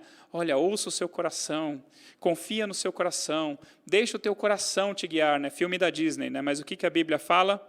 Enganoso é o coração, mais que todas as coisas, e desesperadamente corrupto, quem o conhecerá? Lá em Provérbios vai falar assim, ó, guia retamente no caminho o teu coração. Então, não confie no teu coração, confie na palavra de Deus, confie no Espírito Santo, tá bom? Jerusalém versus Sodoma, né? Por várias vezes, né, em Jeremias, também em Ezequiel, e no livro de Oséias, e também lá em Isaías, né, que eu já comentei, nós vamos ver Deus comparando Jerusalém, Deus comparando Judá, Deus comparando Israel com Sodoma e Gomorra. Né, aquelas cidades, Sodoma, Gomorra, Zeboim e, acho que Adimá, agora não lembro direito. Depois, se eu lembrar, eu falo. Cidades que Deus destruiu para que fossem colocadas como exemplo para todos aqueles que querem viver impiamente. Então Deus falou assim, você quer viver impiamente, você vai acabar sendo destruído que nem Sodoma e Gomorra. E que nem eu já comentei em outras aulas, a geração de Jesus Cristo, né, aqueles homens que rejeitaram a Jesus, são piores do que os homens de Sodoma e Gomorra, porque Jesus falou assim, que se tivessem sido feitos em Sodoma e Gomorra os milagres que se fizeram em Cafarnaum, que fizeram lá em Zebulon e Naftali, Sodoma e Gomorra teria permanecido até os dias de hoje. Por isso, né, os moradores de Sodoma e Gomorra se levantarão no juízo e condenarão a esta geração. Mas a geração de Jesus Cristo era má, só que essa geração aqui também era muito má. E Deus fala assim para Jeremias, dai volta às ruas de Jerusalém, vede agora, procurai saber, buscai pelas suas praças, a ver se achais alguém, se há um homem que pratique a justiça ou busque a verdade, e eu lhe perdoarei a ela. E eu coloquei ali a passagem de Gênesis 18, quando Abraão intercede junto a Deus para que Deus não destruísse a Sodoma, né, provavelmente Abraão lembrou-se, né, que seu sobrinho Ló estava morando ali às portas de Sodoma e Gomorra. E aí Abraão intercede, Senhor, né, ali na conversa de Abraão com Deus, Senhor, se houver 10 justos, né, Abraão começa com 50. Senhor, olha só que lindo o que Abraão fala para Deus. E aproximando-se Abraão do Senhor, disse, destruirás o Senhor o justo com o ímpio? Se houver porventura 50 justos na cidade, destruirás ainda assim, não pouparás o lugar por amor dos 50 justos que nela se encontram? Longe de ti o fazeres tal coisa, matares o justo com o ímpio, como se o justo fosse igual ao ímpio, longe de ti. Não fará justiça o juiz de toda a terra? Então disse o Senhor, se eu achar em Sodoma 50 justos dentro da cidade, eu pouparei a cidade toda por amor deles. E aí Abraão vai diminuindo e chega em 10. Aí disse ainda Abraão, não se ire o Senhor se lhe falo somente mais esta vez. Se porventura houver ali 10 justos, respondeu o Senhor, não destruirei a Sodoma por amor dos 10. Tendo cessado de falar Abraão, retirou-se o Senhor e Abraão voltou para o seu lugar. Então Deus falou assim, olha, se eu encontrar 10 justos em Sodoma, ela não será destruída. Em Sodoma, pelo menos, tinha um justo, que é Ló. A Bíblia fala que ele era justo lá no Novo Testamento. Se eu não me engano, está em Pedro, está em, acho que Judas também. Não, acho que é isso. Mas aqui, em Jerusalém, Deus desafia Jeremias. Se você achar um justo, eu perdoo essa cidade. Se você achar um justo, eu não destruo essa cidade, por amor desse único justo. E Jeremias não achou. Óbvio, né, que Deus está falando assim, olha, Jeremias, tirando você, né, que é meu profeta, procura aí, se você achar um justo, eu poupo essa cidade. Por 10, ele teria poupado Sodoma, só tinha Ló, quanto muito sua esposa, suas 2 filhas. Mas aqui Deus está falando assim, olha, não tem um justo, está pior do que Sodoma.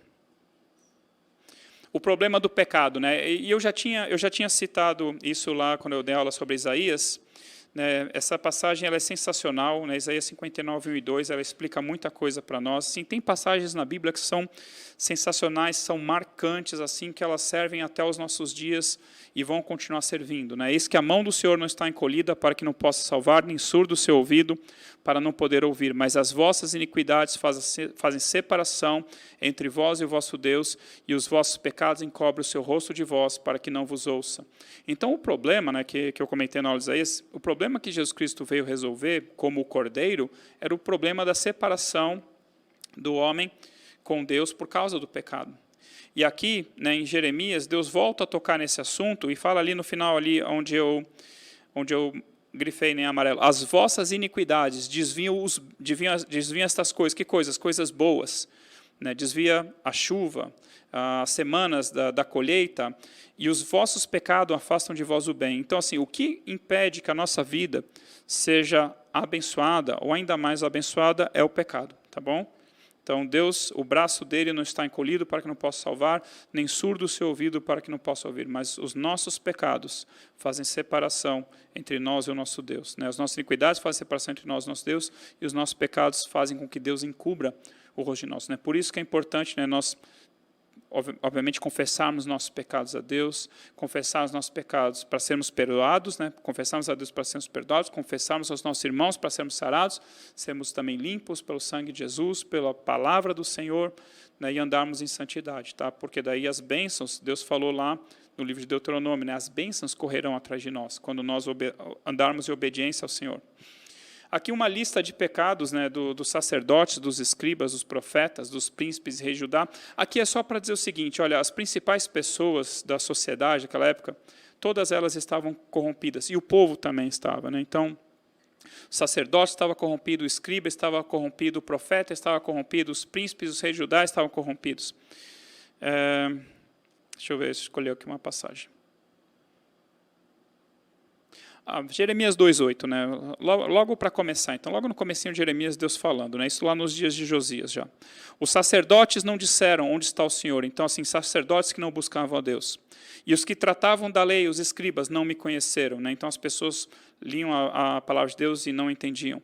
Os pastores prevaricaram contra mim. Quando fala pastores aqui, são os líderes, né? Os reis, os príncipes, os juízes, os anciãos. E os profetas profetizaram por Baal e andaram atrás de coisas de nenhum proveito. Então, assim, todo o povo corrompido, né? Não era só uma parte, não era só o rei, não era só os príncipes, não era só os profetas, não era só os sacerdotes. E tem muitas outras passagens semelhantes, tá? Eu só escolhi algumas aqui para colocar para vocês. E aqui uma pergunta, né, que eu citei um pouco, acho que na primeira aula de Jeremias. Né? O que você quer ouvir? Você quer ouvir a verdadeira palavra que vem de Deus ou você só quer ouvir aquilo que te agrada? Você pode falar assim, ó, não gostei do mensageiro, não gostei do pastor que pregou hoje, não gostei do pastor que deu a aula hoje. E você pode também falar assim, olha, além de não ter gostado do pastor, também não gostei da palavra que ele pregou. Também não gostei da mensagem. Né? Porque uma coisa é você não gostar da pessoa, né? Outra coisa é você não gostar do que foi pregado. E outra coisa é você não gostar das duas coisas. E tem o oposto, né? Você gostou da mensagem, gostou do pregador, etc. Tá bom? Mas vocês entenderam. Não gostei do mensageiro ou não gostei da mensagem. Porém, reconheço que veio de Deus e preciso fazer algo a respeito.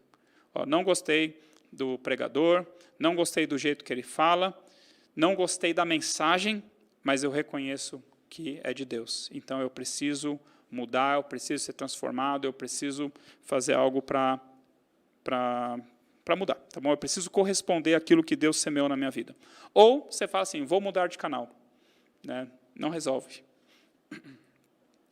Jeremias 5, 30, 31. Coisa espantosa e horrenda se anda fazendo na terra. Os profetas profetizam falsamente e os sacerdotes dominam de mão dadas com eles. E é isso o que deseja o meu povo. Porém, o que vocês vão fazer quando essas coisas chegarem ao seu fim? Então, o povo não queria que Jeremias pregasse aquelas coisas. O povo odiava Jeremias. Né? Eu comentei, infelizmente, eu não coloquei isso aqui em nenhum slide, mas o povo odiava Jeremias, os príncipes, né? A maioria deles odiava Jeremias, tentaram matar Jeremias, jogaram Jeremias numa cisterna sem água. Né? Não mataram diretamente Jeremias, mas quiseram matar indiretamente, jogando ele numa cisterna sem água, de onde depois ele foi tirado por um etíope lá chamado Ebed-Meleque. Mas, sim, o povo odiava Jeremias, os príncipes odiavam Jeremias, porque aquilo que Jeremias profetizava, olha, invariavelmente Jerusalém será entregue nas mãos de Nabucodonosor, ainda que mortalmente ferido, né, todo o exército de Nabucodonosor se retirasse, 5, 10 homens mortalmente feridos voltariam e queimariam toda essa cidade, e os príncipes falavam assim, olha, esse homem profetizando essas coisas faz desanimar o nosso exército, porque ninguém mais tem força para lutar contra o exército da Babilônia. Esse homem profetiza contra o templo, esse homem profetiza contra o rei, falando que o rei Zedequias vai ser levado e vai ver Nabucodonosor face a face, e vai ser levado para o exílio e lá vai morrer. Então, eles não gostavam da mensagem de Jeremias, mas a grande questão é se a mensagem que Jeremias pregava vinha de Deus ou não. Ezequiel, capítulo 12, versículo 24 e 25. Mas vocês entenderam? Olha só, Jeremias 5, 30, 31. Então, se vocês entenderam, não. Não sei se eu fui claro. Assim, o povo quer ouvir falsas profecias. O povo não quer ouvir a palavra de Deus. O povo quer ouvir aquilo que lhe é agradável. Se eu falasse assim para vocês, olha, lamento, o coronavírus vai ficar por mais 5 anos, nós vamos viver por mais 5 anos. Se for Deus que me mandou falar isso, não adianta você falar assim, não gostei. Não adianta você falar assim, está amarrado, ou qualquer coisa assim. Não estou profetizando, estou só citando como exemplo, tá bom? Mas o que nós temos que julgar, né, que o apóstolo Paulo fala em 1 Coríntios 14, nós temos que julgar as profecias, nós temos que julgar as palavras, né, se vem de Deus, se é do homem, né, se vem da sua carne, etc. Ezequiel 12, 24 e 25, porque já não haverá, então depois de Deus trazer juízo, né, já não haverá visão falsa nenhuma. Então a pessoa fala assim, olha, eu vejo, você não vê nada. Deus me mostrou, Deus não te mostrou nada. Óbvio que Deus às vezes mostra, mas aqui Deus está falando de visão falsa. Nem adivinhação lisonjeira. Sabe o que é adivinhação lisonjeira? Você fala assim, olha, Deus está me mostrando que Deus vai te abençoar muito, que Deus vai fazer isso, e Deus vai fazer aquilo, e Deus vai te enriquecer, e Deus vai te prosperar. Pode até Deus falar isso, pode, mas adivinhação lisonjeira. A pessoa profetiza aquilo que o coração da outra quer ouvir, aquilo que as idolatrias no coração daquela pessoa quer ouvir. Então, já não haverá. Então, uma hora Deus iria dar um basta nisso. Já não haverá visão falsa nenhuma, nem adivinhação lisonjeira no meio da casa de Israel. Então, aqui, lembrando, né, aquele quadro sobre o verdadeiro profeta. Né, eu falei sobre o profeta, é que aqui eu coloquei aqui um adjetivo, o verdadeiro profeta. Né, ele ouve a palavra de Deus, e a palavra de Deus pode ser para ele, pode ser para o sacerdote, pode ser para o rei, ou pode ser para o povo, tá bom? E aqui o falso profeta. O falso profeta, a palavra não veio de Deus. Então, se a palavra do falso profeta não veio de Deus, de onde veio, então, a palavra do falso profeta? Vem do seu coração cego, vem de visão falsa, coração enganoso, vem de muitos sonhos, né? Sonhos durante o dia, sonhos durante a noite, né? A pessoa que fica assim delirando durante o dia, só imaginando coisas grandiosas para ela, e os sonhos à noite, né? Lá em Eclesiastes, acho que 5, não, talvez Eclesiastes vai falar aqui, dos muitos sonhos, né? Vem palavras vãs. Então, vaidades, adivinhação lisonjeira, né? A pessoa querer ser reconhecida como profeta, né? Eu coloquei ali um certificado de grande profeta, parabéns. A pessoa quer ser reconhecida como profeta. E eu falei, né, numa aula que, assim, Deus ele busca intercessores e adoradores. Deus não busca profeta. Profeta ele levanta a hora que ele quiser, tá bom? Então, não fale assim, eu quero tanto ser um profeta. Não, se Deus te chamar para profetizar, né, eu gosto muito de Amós 7,14, já citei, Amós responde, né, no livro de Amós, vamos ver isso, eu não sou profeta, nem discípulo de profeta, mas Deus me tirou de após o gado, mas eu sou colhedor e boiador e boiadeiro, mas Deus me tirou de após o gado, e Deus me falou, vai e profetiza ao meu povo de Israel. Então, não fala assim, eu quero ser profeta. Isso é vaidade, tá bom? E quem tem essa vaidade no coração é mais provável que se torne um falso profeta. Agora eu tenho aqui uma série de slides, então, que vai falar sobre os falsos profetas. Por quê? Porque esse é um assunto muito importante. Tá bom? Jeremias 14, 13 a 16. Jeremias falando, Senhor Deus, eis que os falsos profetas, esses falsos profetas em parênteses fui eu que adicionei, tá? Só para facilitar o entendimento para vocês.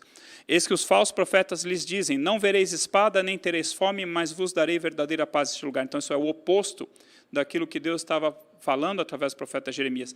Disse o meu Senhor, os falsos profetas profetizam mentiras em meu nome. Nunca os enviei, nem lhes dei ordem, nem lhes falei. Visão falsa, adivinhação, vaidade e o engano do seu íntimo são o que eles profetizam. Então, voltando, né, aqueles coraçõezinhos lá embaixo, são o quê? São isso que Deus falou aqui. Da onde que vem a palavra do falso profeta? Visão falsa, adivinhação, lá Ezequiel vai falar adivinhação lisonjeira, vaidade e o engano do seu íntimo são aquilo que eles vos profetizam. Portanto, assim diz o Senhor acerca dos falsos profetas que profetizando em meu nome, sem que eu os tenha mandado, dizem que nem espada, nem fome nesta terra haverá nesta terra. A espada e a fome serão consumidos, esses profetas. E o povo que crê neles também vai ser destruído. Jeremias, Deus continua falando sobre os falsos profetas que proclamam mentira, que proclamam só o engano do seu próprio coração. Quando, assim, os quais cuidam em fazer que o meu povo se esqueça do meu nome pelos seus sonhos, que cada um conta ao seu companheiro, assim como seus pais se esqueceram de meu nome por causa de Baal. Então, por causa das falsas profecias, o povo estava se desviando de Deus. O profeta que tem sonho, conte-o apenas como sonho, mas aquele que está a minha palavra, fale a minha palavra com verdade. Mais para frente, olha, portanto, eis que eu sou contra esses falsos profetas, diz o Senhor, que furtam as minhas palavras, cada um seu companheiro. Eis que eu sou contra esses falsos profetas, diz o Senhor, que pregam a sua própria palavra e afirmam. Ele disse, ou assim diz o Senhor. Eis que eu sou contra os que profetizam sonhos mentirosos, e diz o Senhor, e os contam. E com as suas mentiras e leviandades fazem errar o meu povo, pois eu não os enviei nem lhes dei ordem. E também proveito nenhum trouxeram esse povo, diz o Senhor. Eles não vão livrar esse povo da destruição, profetizando mentiras em meu nome. Lá em Deuteronômio, Deus já tinha falado, olha, quando o falso profeta ou sonhador se levantar no meio de ti e te anunciar um sinal ou prodígio, e acontecer o tal sinal ou prodígio de que te houver falado, e disser, vamos após outros deuses que não conheceis, sirvamos, não ouvirás as palavras deste profeta ou sonhador, porquanto o Senhor vosso Deus vos prova, para saber se amais o Senhor vosso Deus de todo o vosso coração e de toda a vossa alma. Então Deus vai permitir que falsos profetas façam milagres, que falsos profetas profetizem coisas e aconteçam, para ver o quê? Se guardamos ou não a palavra do Senhor. Esse falso profeta ou sonhador será morto, pois pregou rebeldia contra o Senhor. Então, aqui é um caso especial, né, de falso profeta, que ele vai te levar para adorar um falso Deus também, mas os sinais dele vão se cumprir. Então, cuidado com esse tipo também de falso profeta. Ezequiel 13 vai falar muito também sobre os falsos profetas. Eles profetizando exprimem, como dizem, aquilo que lhes vem do coração. Olha, eu sinto no meu coração tal coisa. Então, cuidado, coração enganoso, né? Pode ser de Deus ou pode não ser de Deus, tá bom? Porque Deus pode colocar, obviamente, coisas no nosso coração e a gente fala assim, olha, eu sinto no meu coração, às vezes é uma forma assim mais temerosa ou mais humilde de falar que Deus está me falando alguma coisa, tá bom? Mas ai dos profetas loucos que seguem o seu próprio espírito sem nada ter visto. Então, aquilo que eu falei, a pessoa fala assim, eu vejo, você não vê nada. Não, você não, tá? Estou falando do falso profeta, tá bom? E olha só o que Deus fala, esses falsos profetas, não subiste as brechas, nem fizestes muro para a casa de Israel, para que ela permaneça firme na peleja do Senhor. Isso é, esses falsos profetas não estão ajudando em nada o povo a escapar da condenação. Tiveram visões falsas e adivinhação mentirosa, os que dizem, o Senhor disse quando o Senhor não os enviou, e esperam o cumprimento da palavra. Então eles profetizam e ficam lá esperando a falsa profecia se cumprir. Visto que ando enganando, lá no final, sim, enganando meu povo, dizendo paz quando não há paz. Então, o falso profeta, geralmente, pelo menos aqui nos dias de Jeremias, ele profetizava a paz. Olha, fiquem tranquilos, Nabucodonosor não vai vir contra essa cidade, Nabucodonosor não vai destruir Jerusalém, Nabucodonosor não vai derrubar os seus muros, não vai destruir o templo, não vai levar cativo o rei. Fiquem tranquilos, vocês terão paz nessa cidade. E Deus estava falando o quê? Justamente o contrário. Porque, assim, por que eu estou dando tanta ênfase aqui para os falsos profetas? Porque Jesus falou sobre isso. Os apóstolos falaram sobre isso. Jesus falou assim, acautelai-vos dos falsos profetas que se vos apresentam disfarçados em ovelhas, mas por dentro são lobos roubadores. Pelos seus frutos os conhecereis. Não acrediteis, né? Então Jesus falou assim, não acrediteis, vão falar, eis aqui o Cristo, ou ele ali, não acrediteis, pois surgirão falsos cristos e falsos profetas operando sinais, prodígios para enganar, se possível, os próprios eleitos. Lucas 6, 26, Jesus falando, né, para os fariseus, para os hipócritas, para os saduceus, sei lá. Ai de vós quando todos vos louvarem, porque assim procederam seus pais com os falsos profetas. Então, geralmente, o profeta de Deus, aquele que prega a palavra de Deus sem se importar para quem é a mensagem ou qual é a mensagem, mas está preocupado simplesmente em ser fiel àquilo que Deus está falando, ele vai desagradar a muitas pessoas. Enquanto que o falso profeta, na maioria das vezes, ele sempre vai querer ser agradável para aqueles que estão ouvindo. Então, ai de vós quando todos vos louvares, porque fizeram justamente isso com os falsos profetas. Então, Jesus está falando assim, é como se você fosse um falso profeta. 2 Pedro 2, Pedro falou assim, assim como surgiram no meio de vós falsos profetas, assim também haverá entre vós falsos mestres, os quais introduzirão dissimuladamente heresias destruidoras. Então, tomar cuidado com falsos profetas, tomar cuidado com falsos mestres. 1 João 4,1, amados, não deis crédito a qualquer espírito, antes provai os espíritos se procede de Deus, porque muitos falsos profetas têm saído pelo mundo afora.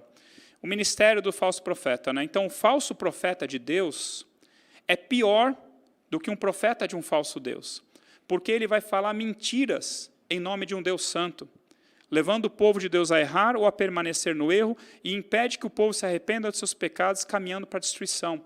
Então, uma coisa é vir um profeta e falar assim, eu estou profetizando para vocês em nome de Baal. Quem for do Senhor nem vai dar ouvidos a esse homem. Agora, se vem um qualquer e fala assim, olha, assim diz o Senhor, então nós que somos povo de Deus, nós vamos ter que prestar atenção.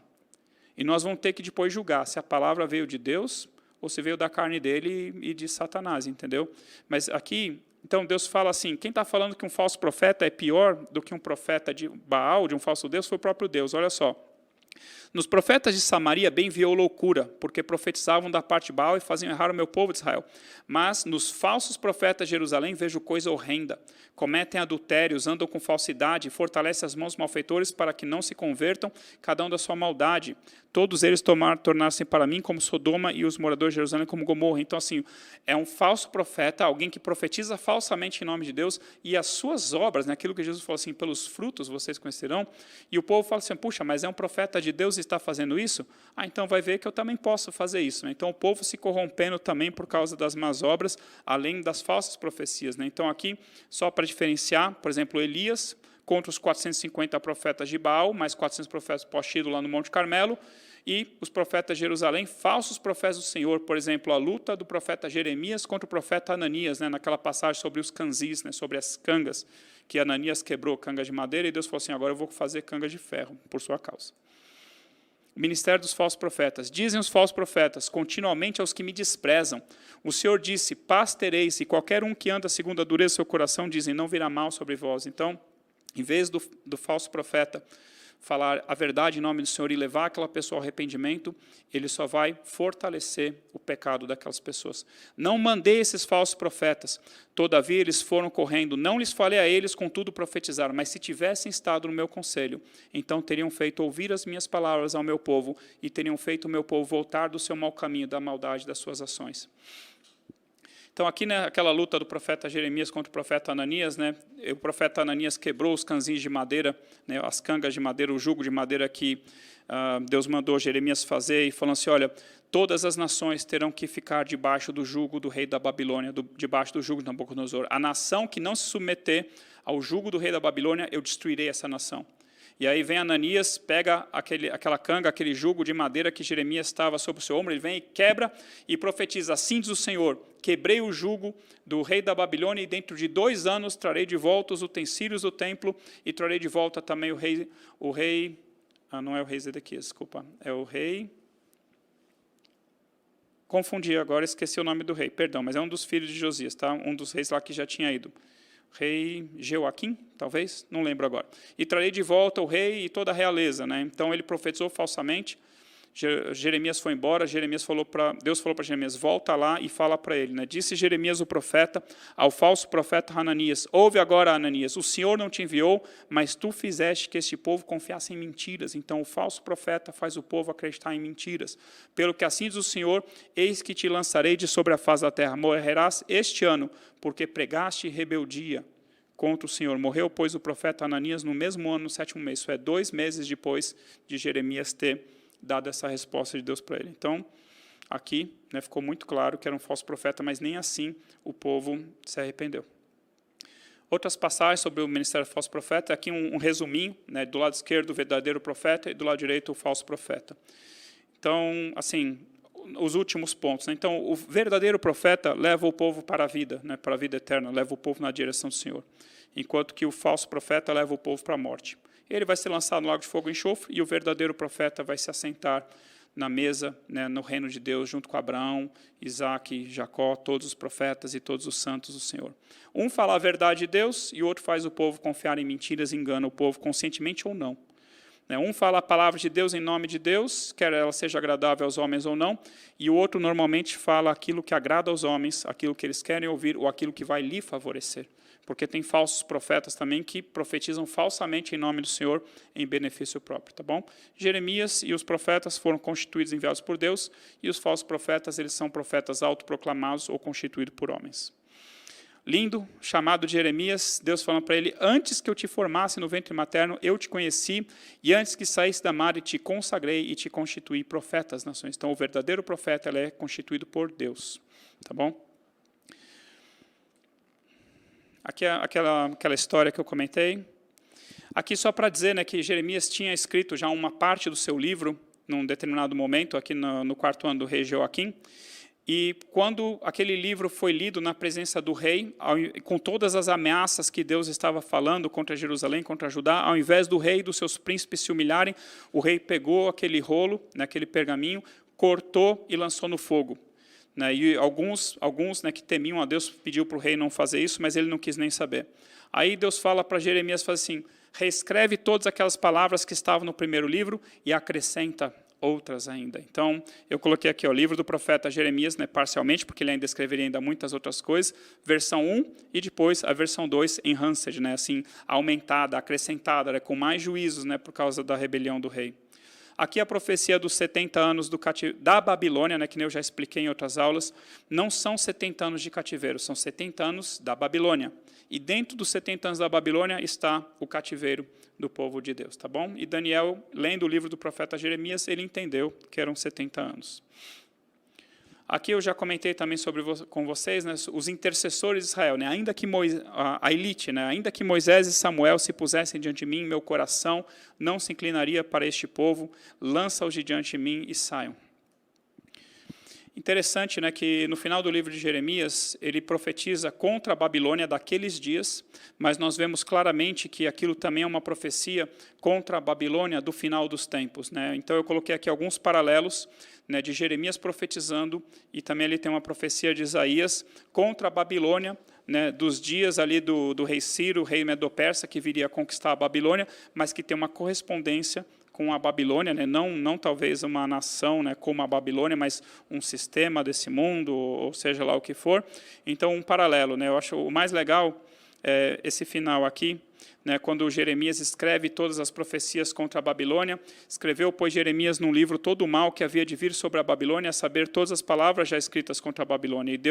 E Jeremias entrega para um homem chamado Seraías, e esse homem deveria viajar até a Babilônia, ler aquelas profecias contra a Babilônia, depois amarrar aquele livro numa pedra e lançar aquela pedra no meio da água, no meio do rio Eufrates. Quando acabares de ler o livro, atá-lo-ás a uma pedra e o lançarás no meio do rio Eufrates, e dirás, assim será afundada a Babilônia e não se levantará. Aí lá em Apocalipse 18, 21, nós vemos um anjo forte, levantou uma pedra como uma grande pé de moinho e arrojou-a para dentro do mar, jogou para dentro da água, dizendo, assim com ímpeto será arrojada a Babilônia, a grande cidade, nunca jamais será achada. Então, aquilo que Jeremias e Seraías fizeram naqueles dias, vai se cumprir também no final dos tempos contra essa Babilônia que se levanta aí no mundo, tá bom? A questão da Arca da Aliança, Então, a Ângela até brincou na primeira aula dela sobre os tabernáculos, sobre o filme do Indiana Jones, mas Deus fala assim, Deus dá uma dica para nós o que aconteceu com a Arca da Aliança. Em Jeremias 3, Deus fala assim, sucederá que quando vocês se multiplicarem e tornarem fecundos na terra, quando vocês voltarem para cá, então diz o Senhor, nunca mais se exclamará a Arca da Aliança do Senhor. Ela não lhes virá à mente, não se lembrarão dela, nem dela sentirão falta. Por quê? Porque nós teremos a Jesus Cristo também. E não se fará outra. Então Deus está falando assim, vocês não vão fazer outra arca. Então dá a entender que a arca foi destruída, tá bom? A Arca da Aliança que é vista lá em Apocalipse 11, 19, não é a Arca da Aliança física. Os anjos de Deus não vieram aqui na terra correndo, pegaram aquela Arca da Aliança e levaram para o céu e falaram assim, Senhor, conseguimos, salvamos a Arca da Aliança. Não. A Arca da Aliança que existe lá no céu é Jesus Cristo. Isso está muito claro para nós em Hebreus 9, 21 a 23, que fala assim, que aqueles utensílios que Moisés construiu são figura dos verdadeiros utensílios que existem lá no céu, tá bom? Então, aqui eu deixei aqui as referências, depois você lê com calma. E aqui eu falei que a maior parte do livro de Jeremias era sobre juízo, destruição, espada, peste, fome, bestas feras, mas graças a Deus temos aqui a promessa da nova aliança, do renovo de Davi, Jesus Cristo, e promessa de restauração, tá bom? Eis que vem dias, diz o Senhor, em que levantarei a Davi um renovo justo, e rei que é, falando de um descendente de Davi, Jesus Cristo, agirá sabiamente e executará o juízo e a justiça na terra. Olha só que linda a profecia de Jeremias 31, 33, que é citada lá no livro de Hebreus, né, que também é a base para o apóstolo Paulo falar em 2 Coríntios 3, que nós somos ministros de uma nova aliança. Né? Então, Hebreus vai falar que essa nova aliança feita em Cristo Jesus, ela é superior à aliança feita através de Moisés. Mas por quê? Porque Jeremias, Deus falou através de Jeremias, eis aí vem dias, diz o Senhor, em que firmarei nova aliança com a casa de Israel e com a casa de Judá, não conforme a aliança que fiz com seus pais, no dia em que os tomei pela mão para os tirar da terra do Egito, porquanto eles anularam a minha aliança. Então, a aliança que havia sido anulada não foi a aliança que Deus fez com Abraão, foi a aliança que Deus fez com o povo no dia em que o povo foi tirado do Egito, de Deus ser o seu povo, eles serem Deus ser o seu Deus e eles serem o seu povo. Eles anularam com seus pecados, quebraram essa aliança. A aliança com Abraão estava válida ainda mais porque nós somos descendência espiritual de Abraão também, tá bom? E a descendência física também será abençoada ali no final dos tempos, né, que até o pastor Choro explicou no livro de Romanos, capítulo 9 e capítulo 11. Então, olha só, não conforme a aliança que fiz com seus pais, no dia em que os tomei pela mão para os tirar da terra do Egito, porquanto eles anularam a minha aliança, não obstante, apesar de Deus haver desposado do Senhor. Porque esta é a aliança que firmarei com a casa de Israel, depois daqueles dias do Senhor, na mente lhes imprimirei as minhas leis, também no coração lhes escreverei. Eu serei o seu Deus, e eles serão o meu povo. Então, você vai ver também muitas vezes na Bíblia a preocupação de Deus, né, nessa nova aliança, em escrever as suas palavras na nossa mente e no nosso coração. Isso é, eu preciso conhecer a palavra de Deus e eu devo também praticar a palavra de Deus, tá bom? Então, Jesus falando da nova aliança, né, que o sangue dele era o cálice da nova aliança, né, que era o sangue dele derramado em favor de muitos. Jeremias 33, Deus repete a aliança. Eis que vem dias, é que eu não fiz um slide, tá? Mas você vai ver muito essa expressão, eis que vem dias. Isso é, vai chegar a hora, né? Está chegando o dia. Naqueles dias e naquele tempo farei brotar a Davi um renovo de justiça. Então, novamente, Jeremias profetizando a respeito de Jesus, o renovo de justiça, o renovo do Senhor. Ele executará justiça e juízo na terra. Naqueles dias, Judá será salvo e Jerusalém habitará seguramente, e ela será chamada Senhor. Né? Jerusalém será chamada Senhor, justiça nossa, e também seria chamada de trono de Deus. Aqui uma outra profecia, né, quando Herodes mandou matar todas as crianças menores que 2 anos, né, quando ele se viu iludido pelos magos. Tá bom? Isso tinha sido profetizado por Jeremias em Jeremias 31, 15. Aqui promessas de restauração, né, Jeremias 29, muitos conhecem aqui, né, o versículo 11, né, então no versículo 10 fala assim, assim diz o Senhor, logo que se cumprirem para a Babilônia 70 anos, atentarei para vós outros e cumprirei para convosco a minha boa palavra, tornando a trazer-vos para este lugar, aquilo que Deus já havia profetizado também, através de Moisés, em Deuteronômio 4, de 27 a 31. Aí, a passagem, né, que as pessoas gostam e conhecem, eu é que sei que pensamentos têm a vosso respeito. Então, essa passagem, o contexto disso é Deus falando assim, olha, eu estou falando para os exilados, isso aqui é uma carta que Deus mandou Jeremias escrever para os exilados, falando assim, ó, fiquem aí, plantem terras, construam casas, casem entre vocês, tenham filhos, não diminuam, façam crescer esse povo, porque eu sei os pensamentos que eu tenho a respeito de vocês. Eu sei os planos de paz que eu tenho para vocês, depois que se cumprir os 70 anos da Babilônia. Pensamentos de paz e não de mal, para vos dar o fim que desejais. Então me invocareis, passareis a orar a mim, e eu vos ouvirei. Buscar-me-eis e me achareis, quando me buscares de todo o vosso coração. Serei achado de vós, diz o Senhor, e farei mudar a vossa sorte. Congregar-vos-ei de todas as nações, isso é, de todos os lugares para onde vos lancei, diz o Senhor, e tornarei a trazer-vos ao lugar de onde vos mandei para o exílio. Então Deus está prometendo, eu vou abençoar vocês. Eu tenho planos de paz para vocês, não de mal. Né? Aconteceu todo esse mal por culpa de vocês, tá bom? Mas minha ira já passou, eu vou ter misericórdia de vocês, vocês vão achar graça diante dos meus olhos, eu vou multiplicar vocês, vou trazer vocês de volta para cá, vou reedificar essa cidade e vou reedificar o templo. Então, Jeremias 23, 7 a 8 também. Outras mais promessas, Jeremias 31, de 1 a 9. Jeremias capítulo 30 também, tá bom? Então, olha, hão de vir e exultar na altura do Senhor, radiante de alegria por causa dos bens do Senhor, do cereal, do vinho, do azeite, dos cordeiros, dos bezerros. A sua alma será como jardim regado, e nunca mais falecerão. Então a virgem, olha só, tem um louvor, tá bom? Depois você pede para os meninos de louvor cantarem essa. Então a virgem se alegrará na dança, e também os jovens e os velhos.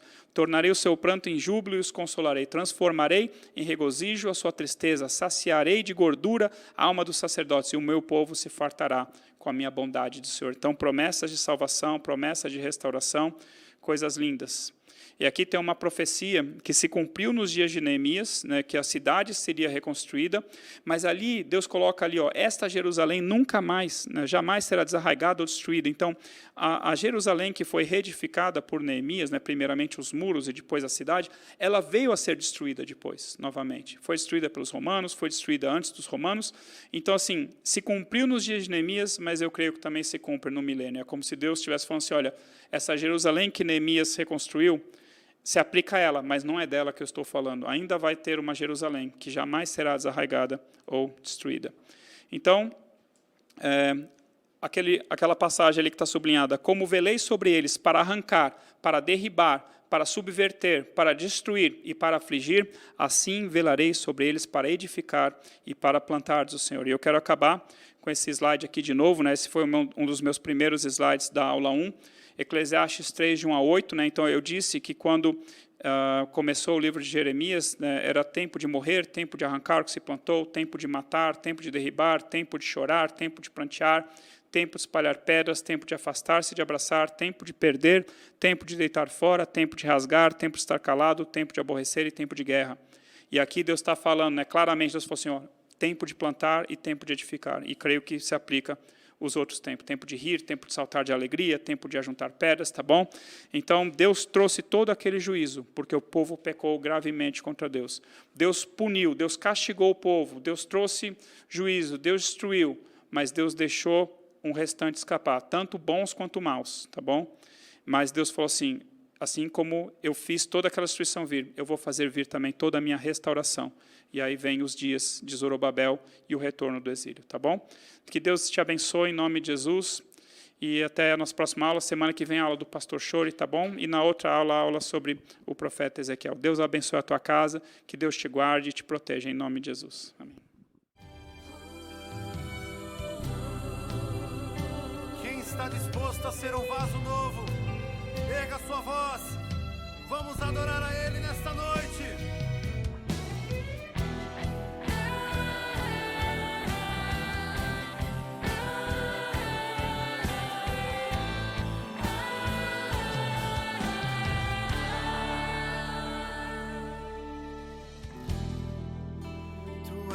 Minha canção, e eu te louvarei, e eu te adorarei.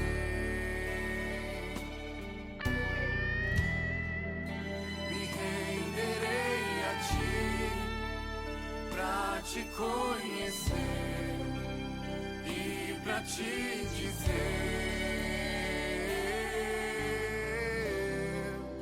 te amo, Jesus. Te adoro, meu Pai, vem me quebrar.